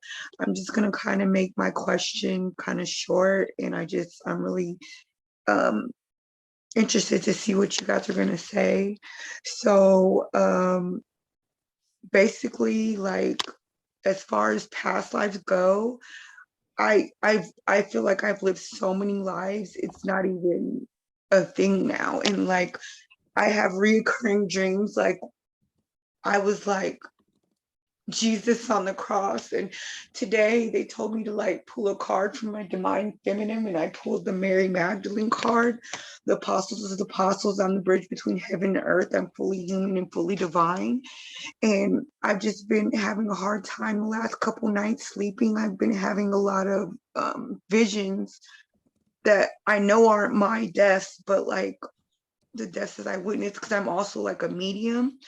And I just feel like I'm just connected to like everybody's past lives. Like we're like all one big energy right now. And one of the things that I I get the most is that I'm supposed to help bring the physical world and the spiritual world together and like help people heal. Now I'm in a space where I feel like, you know, I'm seeing all these past lives, there's synchronicities everywhere. And I just want to know like what you guys see. My first reading that I ever got was from this lady, Jennifer Stargazers. And basically she had told me that I was going to meet my twin flame that was going to start something that couldn't be stopped. And she was like, basically this is what she said. She was like the second coming of Jesus. And I didn't know too much about that, but then it's like all these little things add up. And I remember a couple years ago, some random person gave me like the Great Jesus bracelet. And I'm not a religious person at all. I'm very spiritual, but I just feel connected. And when my aunt, who the first time, she's married to my Uncle Frank, the first time I saw her, she said, "Oh my God, Yasmin, you're the one. You're connected to everybody. We got to get you to Oprah Super Soul Sunday."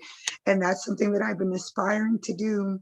Now I'm gonna leave it to you guys and just see what you're picking up on, and maybe like give me advice as to help, because I can't even turn it off at this point. It's a constant spiritual connection, not even just to people, like animals and children. It's very intense, and I stay grounded. I've learned to do that. But I just feel like I've lived so many lives, and I remember the dinosaurs and just all of this other stuff that I don't know what to do with right now. So any advice will be helpful. Thank you in advance. I appreciate you guys. Yeah, thanks so much for your question. And I appreciate it's fun for me that we have a lot of new practitioners that I think haven't answered for you before. So you've been on before, and we definitely talked about grounding, and there are lots of different things that you're doing for grounding, and you are practicing your gift with people. And yeah, I just wanted people have some context. All right, DoveLight, Karyl, Faye, and then Mercury. Thank you so much for your question. Have a good night. Even before you say mediumship, I start seeing the energy vortex around you. But there is still, the answer you have been seeking is a strong yes. So trust yourself. Yes, you are seeing this from here, from there, from everywhere, but you have to accept that you're learning to accept the things that you cannot change. So I will strongly, if you are already not doing so, to again, working with ancestral roots work. It's very important for you to be grounded because you are a natural born high priestess. But it's very important for you to stay in your body because you have this ability to tap into so many energies at the same time. It's going to make you crazy. And every single human in this lifetime is influenced by ancestral healer, karmic healing, your emotional body, your physical body, the mental body. So what do? There's so much going on. What we can do, the best thing you can do is to generally find center, stillness among the other things that might work for you, whichever calls you, because otherwise it's not making, no, these gifts are not going to help you to make good choices. You're rushing here and there, you're not seeing things valid, you're being pulled out from so many directions. And this gift that you have can be a blessing, but it's very important for generally to get your gift through yourself, through your body. It's like your body are the tarot there. Your body, it's the crystal healing. So always come back to your breath. Your breath will make you come back to your body. And I will strongly recommend you to work with the earth, with the roots in the red chakra. Imagine the roots holding you, and ancestral work is very strongly for you because there is a lot of gifts that you guys straight up from the ancestral realm, and you need to be balanced up. We have people talk about ancestors who protect us and love us and bless us, but they don't talk about the ancestors who get entangled with you. And sometimes they want to live through you. And that's not for them to do. So we honor and bless them, but that doesn't necessarily mean that we have to be like them. We have to unique. You are the unique eslabon in your lineage. So that's what I'm getting from you. Grounding, generally touch the earth, connect to your breath, come back to your body. And I guess there's so many beautiful practitioners here that can help you with more techniques for that. But that's my advice. It doesn't matter how gifted we are, how blessed we are, how whatever we are, if we are not in our center. Okay, and that's very important for you. And you're such an amazing, gifted person. Just remember that. Okay, thank you so much. Thank you. That really resonates with me. Thank you, Yasmin. Yeah, thank you, DoveLight. Hey, go ahead, Karyl, Faye. Well, when you said you didn't excuse me, when you said you didn't know how many lives you had, I automatically wrote down 82. And I got that 29 of those were where you were suffering or sacrificing for someone else, that you weren't the Jesus on the cross, but you sacrificed a lot in that same way. I do believe you were in a scene. I got an Essene lifetime, which is Jesus was in a scene. So that energy of Jesus is familiar with you. They were healers, they were herbalists, they were many things. I recommend you read the book of the Essene. There's several volumes to it. You also were the book of the Essene. Their language is Aramaic. If you would like to get a Bible, you should get an Aramaic Bible, because that's the original language and it's the most direct translation. I also got that you were in the same order of priestesses as Mary Magdalene. You weren't there at the same time as she was, but that you were of that order as well. Tesla says, if you want to know the universe, secrets of the universe, think of energy, frequency, and vibration. And that's what I'm getting with you, is that you need to combine, you need to learn the difference between frequency, energy, and vibration, because they all work together, but they are separate in of themselves. Water is very important to you. I feel you get a great healing around water, and that you need to take more baths or showers. And when the energy is too much, you take the shower and wash it off of you. When you want to steep in that energy, just like a tea bag in a cup of water, you want to sit in that tub and soak and release anything you want to release, but draw in all that energy and molecules from that water. Now, you said you also can't turn it off, even if you want to. That's not true. You can turn it off. You have to decide what it is you're gaining from it by not turning it off. Everyone has a gain. Some people will never get healed because they gain something from it. They gain care, they gain attention, they gain anything. It's the same thing as the people that have Munchausen, where they harm themselves, or Munchausen by proxy, where they harm their children to gain that attention.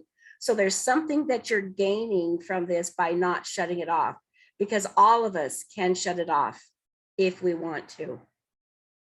Let's see, what else did I write?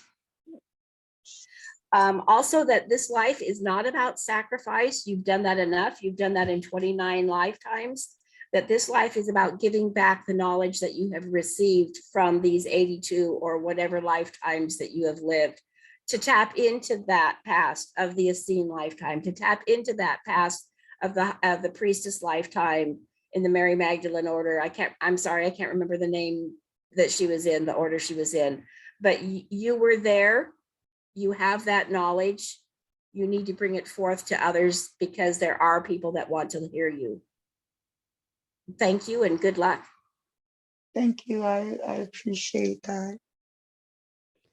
Thanks, Karyl. Faye, Mercury.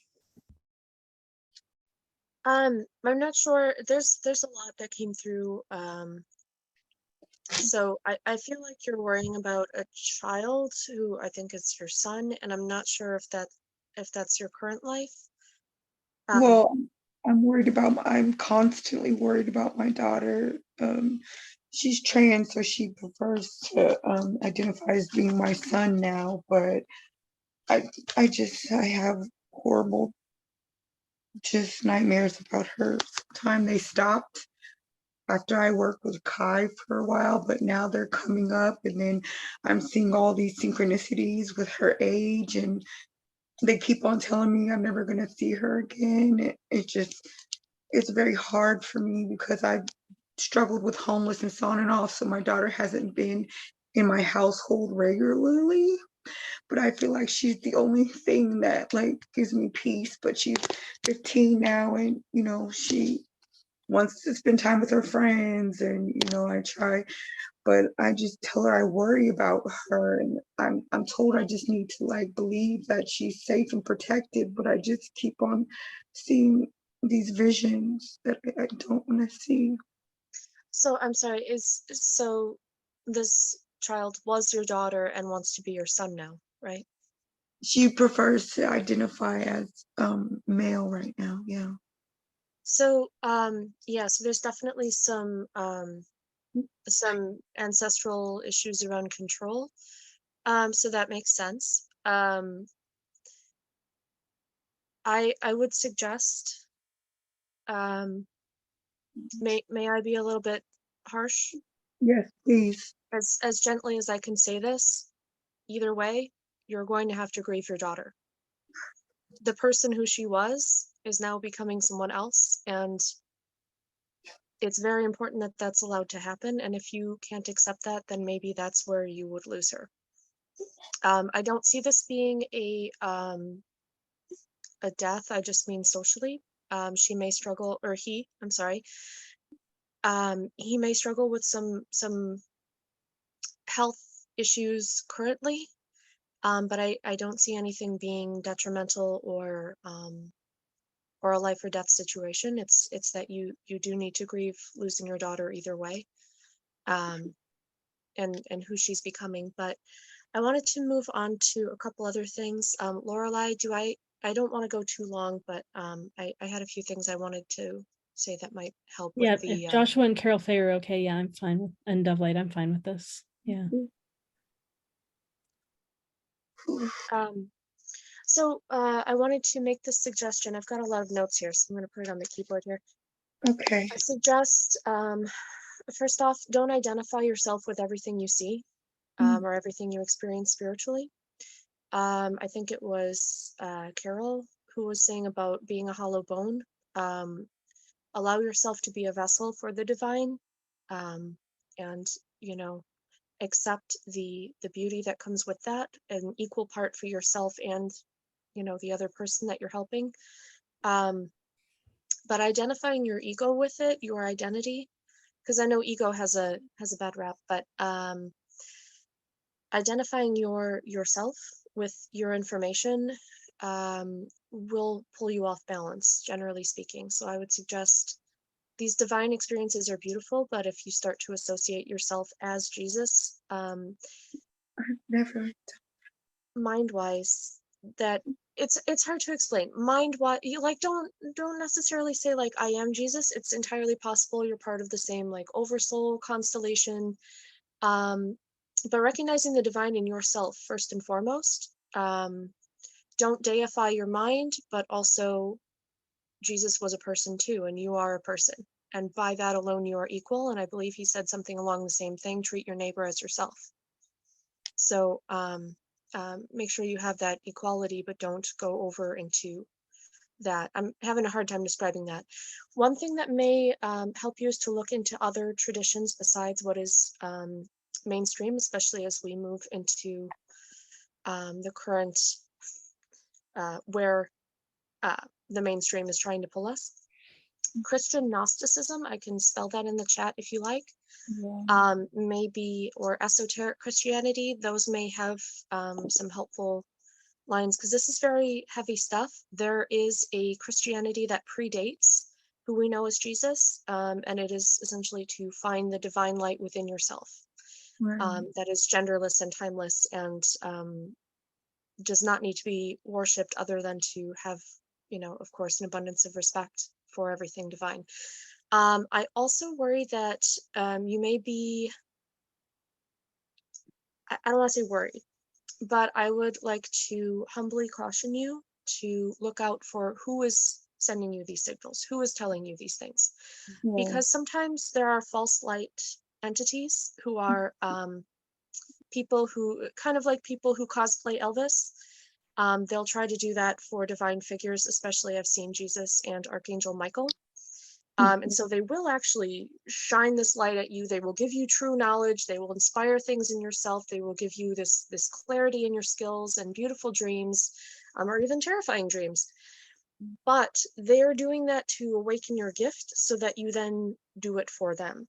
So I don't see that this is necessarily what's happening, but it's like you're leaving your doors wide open while you sleep. Like anyone and everyone can contact you. So you're probably feeling very drained and overwhelmed and uncentered. But I would also like to, you know, just caution that just like in the physical plane, if you are open, anyone and everyone can walk in, and including people who will pretend to be divine figures to lead you off course. That being said, I do believe that you are having genuine experiences. Actually, Santeria was another tradition that might be helpful. That's multidisciplinary and also pretty Christian. And I also think that you may have a skill in addition to, I feel like you're very good at like navigating dead people home, kind of like the show The Dead Files. But, well, actually, I think she just finds them. But you may also be a good Akashic record reader, because I know that I went through a phase where I had almost constant nightmares, and most of them were about either my death or other people's death.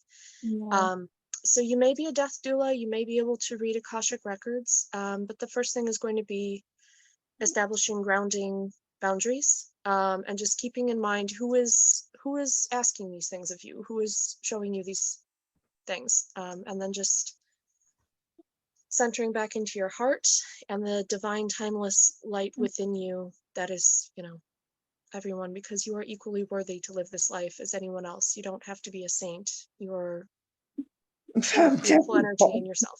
So I'll be quiet now. Thank you. I appreciate that. I just wanted to say, like, when Jesus comes to mind, we've come up with the acronym, just enlighten self universal souls. And that's what I see when I hear that. I just think like I'm a universal transit person, because I even remembered when I was like ET and I had the vision board where it said SOS, alien visitor, phones home, earth and ecological collapse. And like I have a very strong connection to the earth. I'll send earthquakes and stuff and then they'll happen. And it's just, I really appreciate everything you said. Thank you so much. I appreciate. I'll put a couple of those terms in the chat in case they're helpful for folks if you want to That would look be at that. very wonderful. Yeah. Thank you. And I want to mention just in the middle, thank you, Mercury, for so many of the things that you shared. And I want to mention, and is it Goddess Yasmin, that pronunciation? Right. And grieving your daughter, it's just so important to grieve the person you knew as your daughter, because that person is gone. And this person is now wanting to be your son, and grieving, right, in all the stages of grieving. And it's for you to be open to the person that's emerging as your son. Yeah. And I have been, I've accepted it. And like, you know, she always says, well, Mom, you can't expect me to be the same person that I used to be. But her dad like blamed me for not being with her on a regular basis. And that's why. And this is like with her dad, like this is just a place for you, boundaries of like people that are blaming you for things, that's not your business. Right? If there's a lesson for you to learn, like take the piece that's yours and the rest of it is just not yours, and not put your attention there. Okay. And it's also too, I feel like with my shamanism, I feel like I'm like on another level of that. And I feel like that's also why I'm seeing all of these different things, because I have a strong connection to like the Native American cultures. Right. And it's because it's 923. Right, his whole journey, right, of being in a body. I just wanted to mention that about I'll call your son. And I hear that you've gone through some layers of acceptance, and it seems like there's more, right? There's more grieving and there's more acceptance to do. And it's being with other parents that go through this transition themselves of how they are with their children. It might be supportive to be with others. Also, just others in the consciousness space that are journey. Not saying that it's easy as a parent, just part of the journey of accepting who our kids are, just like we wanted to be accepted. Yeah, well, I decided I'd rather accept her than her be one of these kids that I are. want to encourage you to say him. I want to encourage you as much as you are to, keep changing how you talk about him. Yeah, he prefers him. Yeah, he preferred. Yeah. Well, I want to encourage you to find the part of you that wants to honor him, that wants to have him in your life.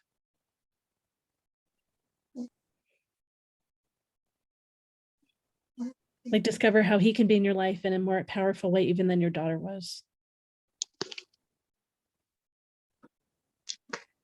Yeah. Hey, Joshua's next. Okay, so I've got a couple crystal cards I pulled. I really want to just boost everything Mercury was saying, like really spot on with just like focus on that stillness in your heart. That was the main one coming through turquoise, of just whenever you're looking for that quiet, that peace, just like close your eyes, drop your awareness down into your heart, and like just let yourself sit in that and in that rest. And really key on discernment of like, who are you listening to? What information is coming through?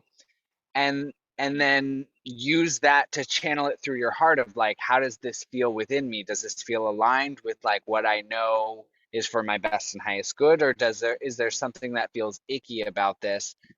Because but when you get so distracted and caught up, it's like when we're panicked or anxious, we make decisions that we know aren't the best decisions because we're like too caught up in everything that's going on. So don't let the overwhelm distract you from staying in the grounded, in the centered, and in the discernment of your heart. And then I want to just bring through again, I feel like I said this last time, but all of the information coming through, you can turn down like a radio. Like you can turn down the volume, just lower everything.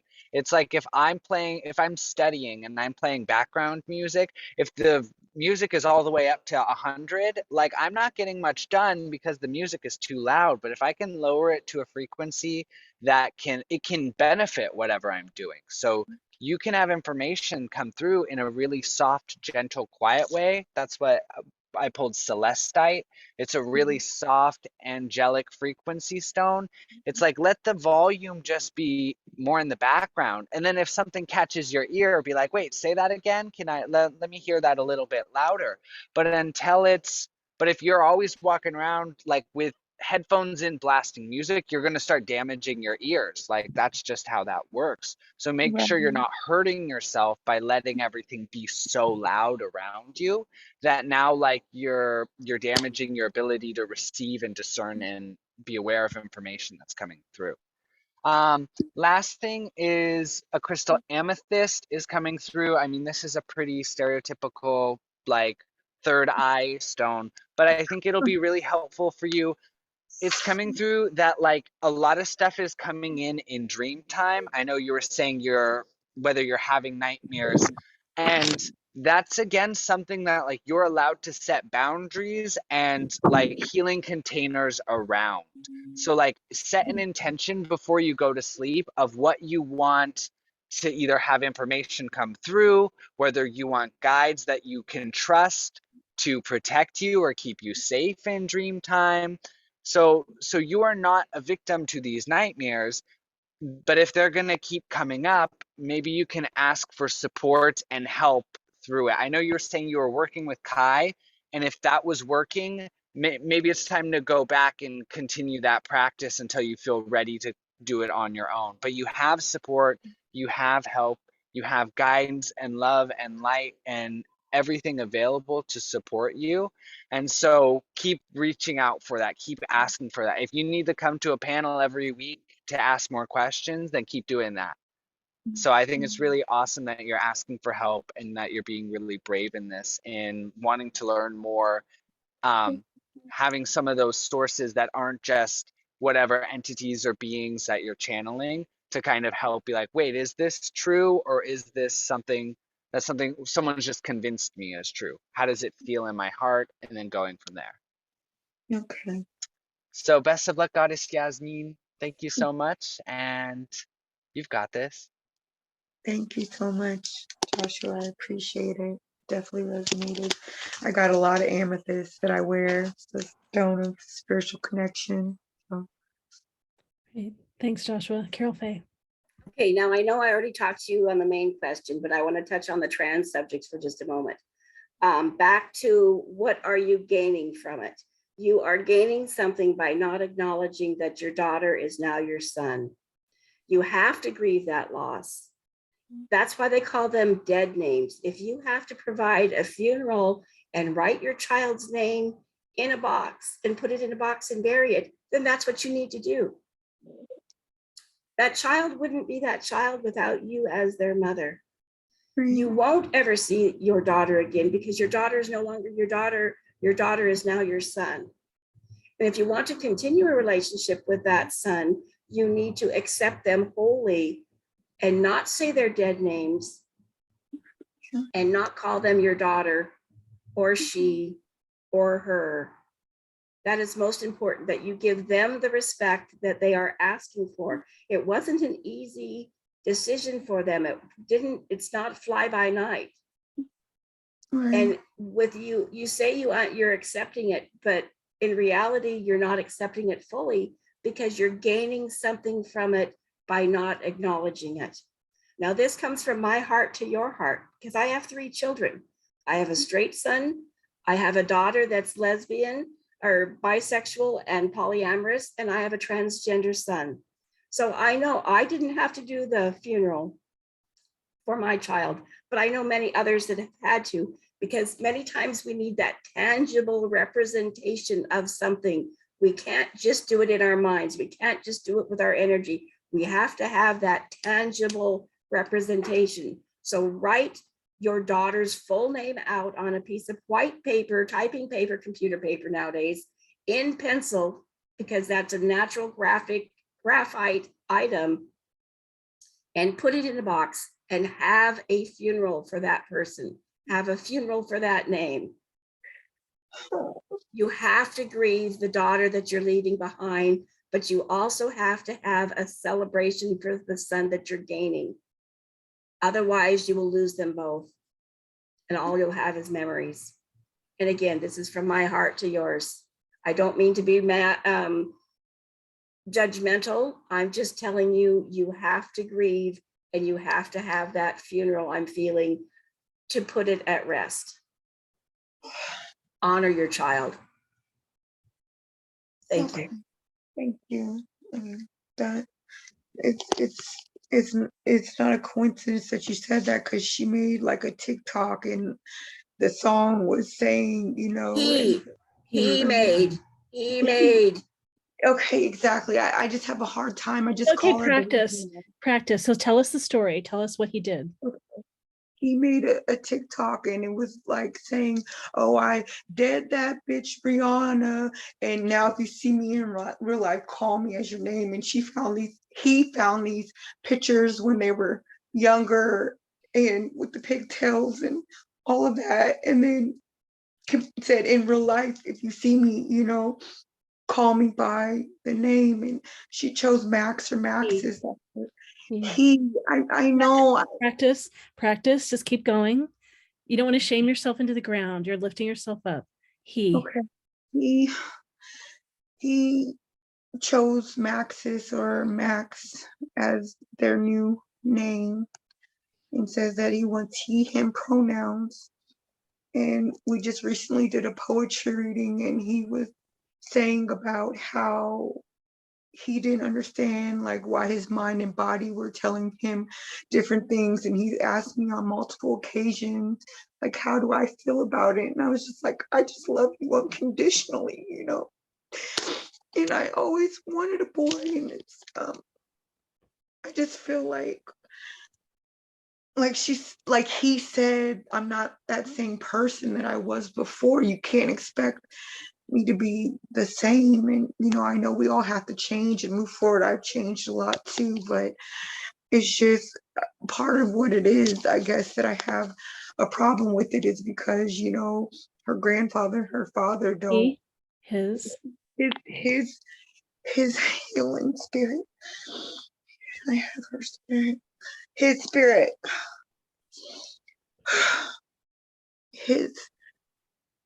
His light is so bright, and you know, I see things in him that are so great that, you know, his father hasn't. And when his father didn't accept her and said, well, no. And when people say, oh, well, if your child is trans, there's demons attached to them, and by coming in agreement with that child, you're coming in agreement with the demons. And I disagreed with that. I felt like everybody should be who they want to be, and that's why I say it's okay. But I just found it I just call him baby all the time, so I don't have to remember he's here. Someone that's related to my extended family, she just transitioned and she had a sheet of all kinds of different names and what she wants to be called and doesn't want to be called. And she really wants to be called baby because that's a feminine quality to her. And so your son might not want to be called that anymore. It's important to find out how your son wants you to refer to him. That's not And right, and to hold the loving memories that you have, like the ones that are dear to you, you can still hold those knowing they're in the past. Right? It's you're having to find a way to move forward with what's here now and into the future. It's grieving and layers of grieving and all kinds of different emotions. I just don't want to be grieving. Like It I doesn't feel have like to go on forever. There are people that specialize in supporting you to grieve. I just Yeah. Thank you so much. You've done wonderfully today with us, telling us stories and practicing honoring him and his pronouns. yeah. I will honor him and his pronouns and what he prefers to be called. You know, it just Yeah, his truth. You raised him to be able to discover this about himself, yeah. to finally own this about himself. Okay. Yeah. And Mercury has something else to share. Go ahead, Mercury. Okay. I like the idea of a funeral, but I also feel like you're seeing this transition as like a death. But what if you throw a birthday party or a name day party or create some sort of holiday that's about the becoming? And that may in itself make the grieving process a little bit easier. And also, okay, I don't want to talk too much. It's Okay, we okay. get grieving and celebration and transformation and all these things. Yeah. Good, Mercury. There's a little bit more, and then yeah, we've got to finish up. I'm sorry, I've been going on. They said don't apologize. You needed to ask this question. Goddess Yasmin, yes, I'm so glad that enough of us stayed for you. Yes. Mercury, is there a little bit more that you want to say?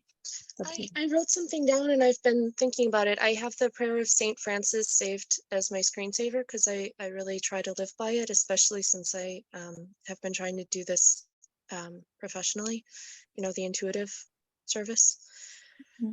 I was raised Catholic. I'm not religious anymore, but I don't know if that's appropriate to share. But I was thinking of, I don't know if you want me to send it to you in the chat or, I don't know. I was just. That's fine. It's Yeah, just a really beautiful prayer about becoming. So, or whatever. And I've saved the chat here too, so that I'll save it again after you put the last bit in. Yeah, just so it. Yeah. All right. Look at the chat real quick and see. Someone else suggested a past life party, and this is another time Santeria has come. I just haven't. Thank you, Goddess Yasmin. We're going to just close up the panel, just it's been so long. So practitioners, let's all just go through and make sure you're going to share your name, your modalities, and your contact info, so people that watch the video all the way to the end, that they know who you are and how to reach you. So Mercury, you're kind of in the, go ahead. Mercury, Joshua, Karyl, Faye, and then DoveLight.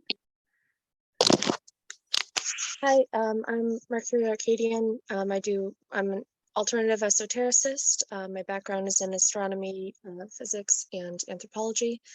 And I mainly do past life readings. I'm a practicing psychic now. I really love past lives and Dreamwork. And I'm doing $30 off my full length readings if you want to do something in more depth. So that information is with Laureli. Otherwise, I've got a lot of videos on TikTok, YouTube, and Facebook if you want to know a little bit more about who I am. But I'm self-taught from what is, I've learned a Gnostic background, not agnostic, but Gnostic, which is essentially a mysticism tradition. So I'm sorry, I feel like I'm so invested in that last reading. I'm not accurately saying this all, but thank you so much. It was great to be with all of you tonight. Thank you so much, Mercury. Joshua. My name is Joshua Martin, the Conscious Dreamer. I do channel tarot work, past life Akashic record readings, as well as full body crystal healings and all sorts of other modalities. I've got a sale down in the chat. Come check me out on my website. Reach out. I work as a divine problem solver. So if you've got a problem, even if it's not a problem, just something you want a solution to, I can help you with that. So thank you everyone for coming to the panel. Thank you to the other practitioners and Laureli for hosting this. Thank you. And Karyl Faye. Thank you everyone for coming, and enjoyed working with everyone. This is my first panel, and you know, a little bit nervous in the beginning, but it went well. So my name is Karyl Faye Laird. I'm a Hucoule, which is a wise and well-trained person who can teach many things to many people in the Chinook jargon language. I am an intuitive psychic medium, as well as a teacher of many things. I understand my website is having a little problem right now, but it is karylfay.com, KARYLFAY. That's Daryl with a K, if you don't understand it. My email is karyllaird@gmail.com if you can't reach me by the website. Thank you and have a great night, everyone. And then DoveLight. Okay, family. Thank you, everybody. Thank you, ancestors, power, animals, and teachers. Thank you, spirit of the land, blood and bones, one world, one love, one light, divine oneness, divine father, divine mother, divine all. Thank you, thank you, thank you. My honor and blessing to be here. I'm very grateful to Lori for allowing me to be in such a beautiful, compassionate circle. I'm very grateful to each and every practitioners that I met so far. My heart is very full because I'm learning so much from you, and it's an honor and a blessing. I'm very grateful for the ones who will see this in Facebook, because I feel like it's your energy who's bringing us together as well. I'm just a regular person. Sometimes I cry, sometimes I laugh, sometimes I'm happy, and sometimes I'm not. I'm still learning, honestly. And I also have a website where you can find me. It's LA.DoveLight.com, LaDoveLight.com. I have, I'm new to being the public. I do tarot soul frequency readings. I do past life regression, compassionate core codings, light of the soul retrieval, shamanic journeys, healing with tarot, energy healing. I work with cacao medicine, ancestral healing, working with the boys, and many things like that. But as I feel like everybody carries medicine and we can help each other one way or another. So I will be very grateful and honored to be in your set. So I'm offering also a code. It's called Life for a 20% of any offering that you feel called to do so with me if you choose to. So what else? That's it. Thank you, everybody. Good night. Thank you so much, DoveLight. And I'm Laureli Shimayo. I'm an intuitive eye reader, body psychology coach, matchmaker. I read your eyes, read your soul, and answer all sorts of questions.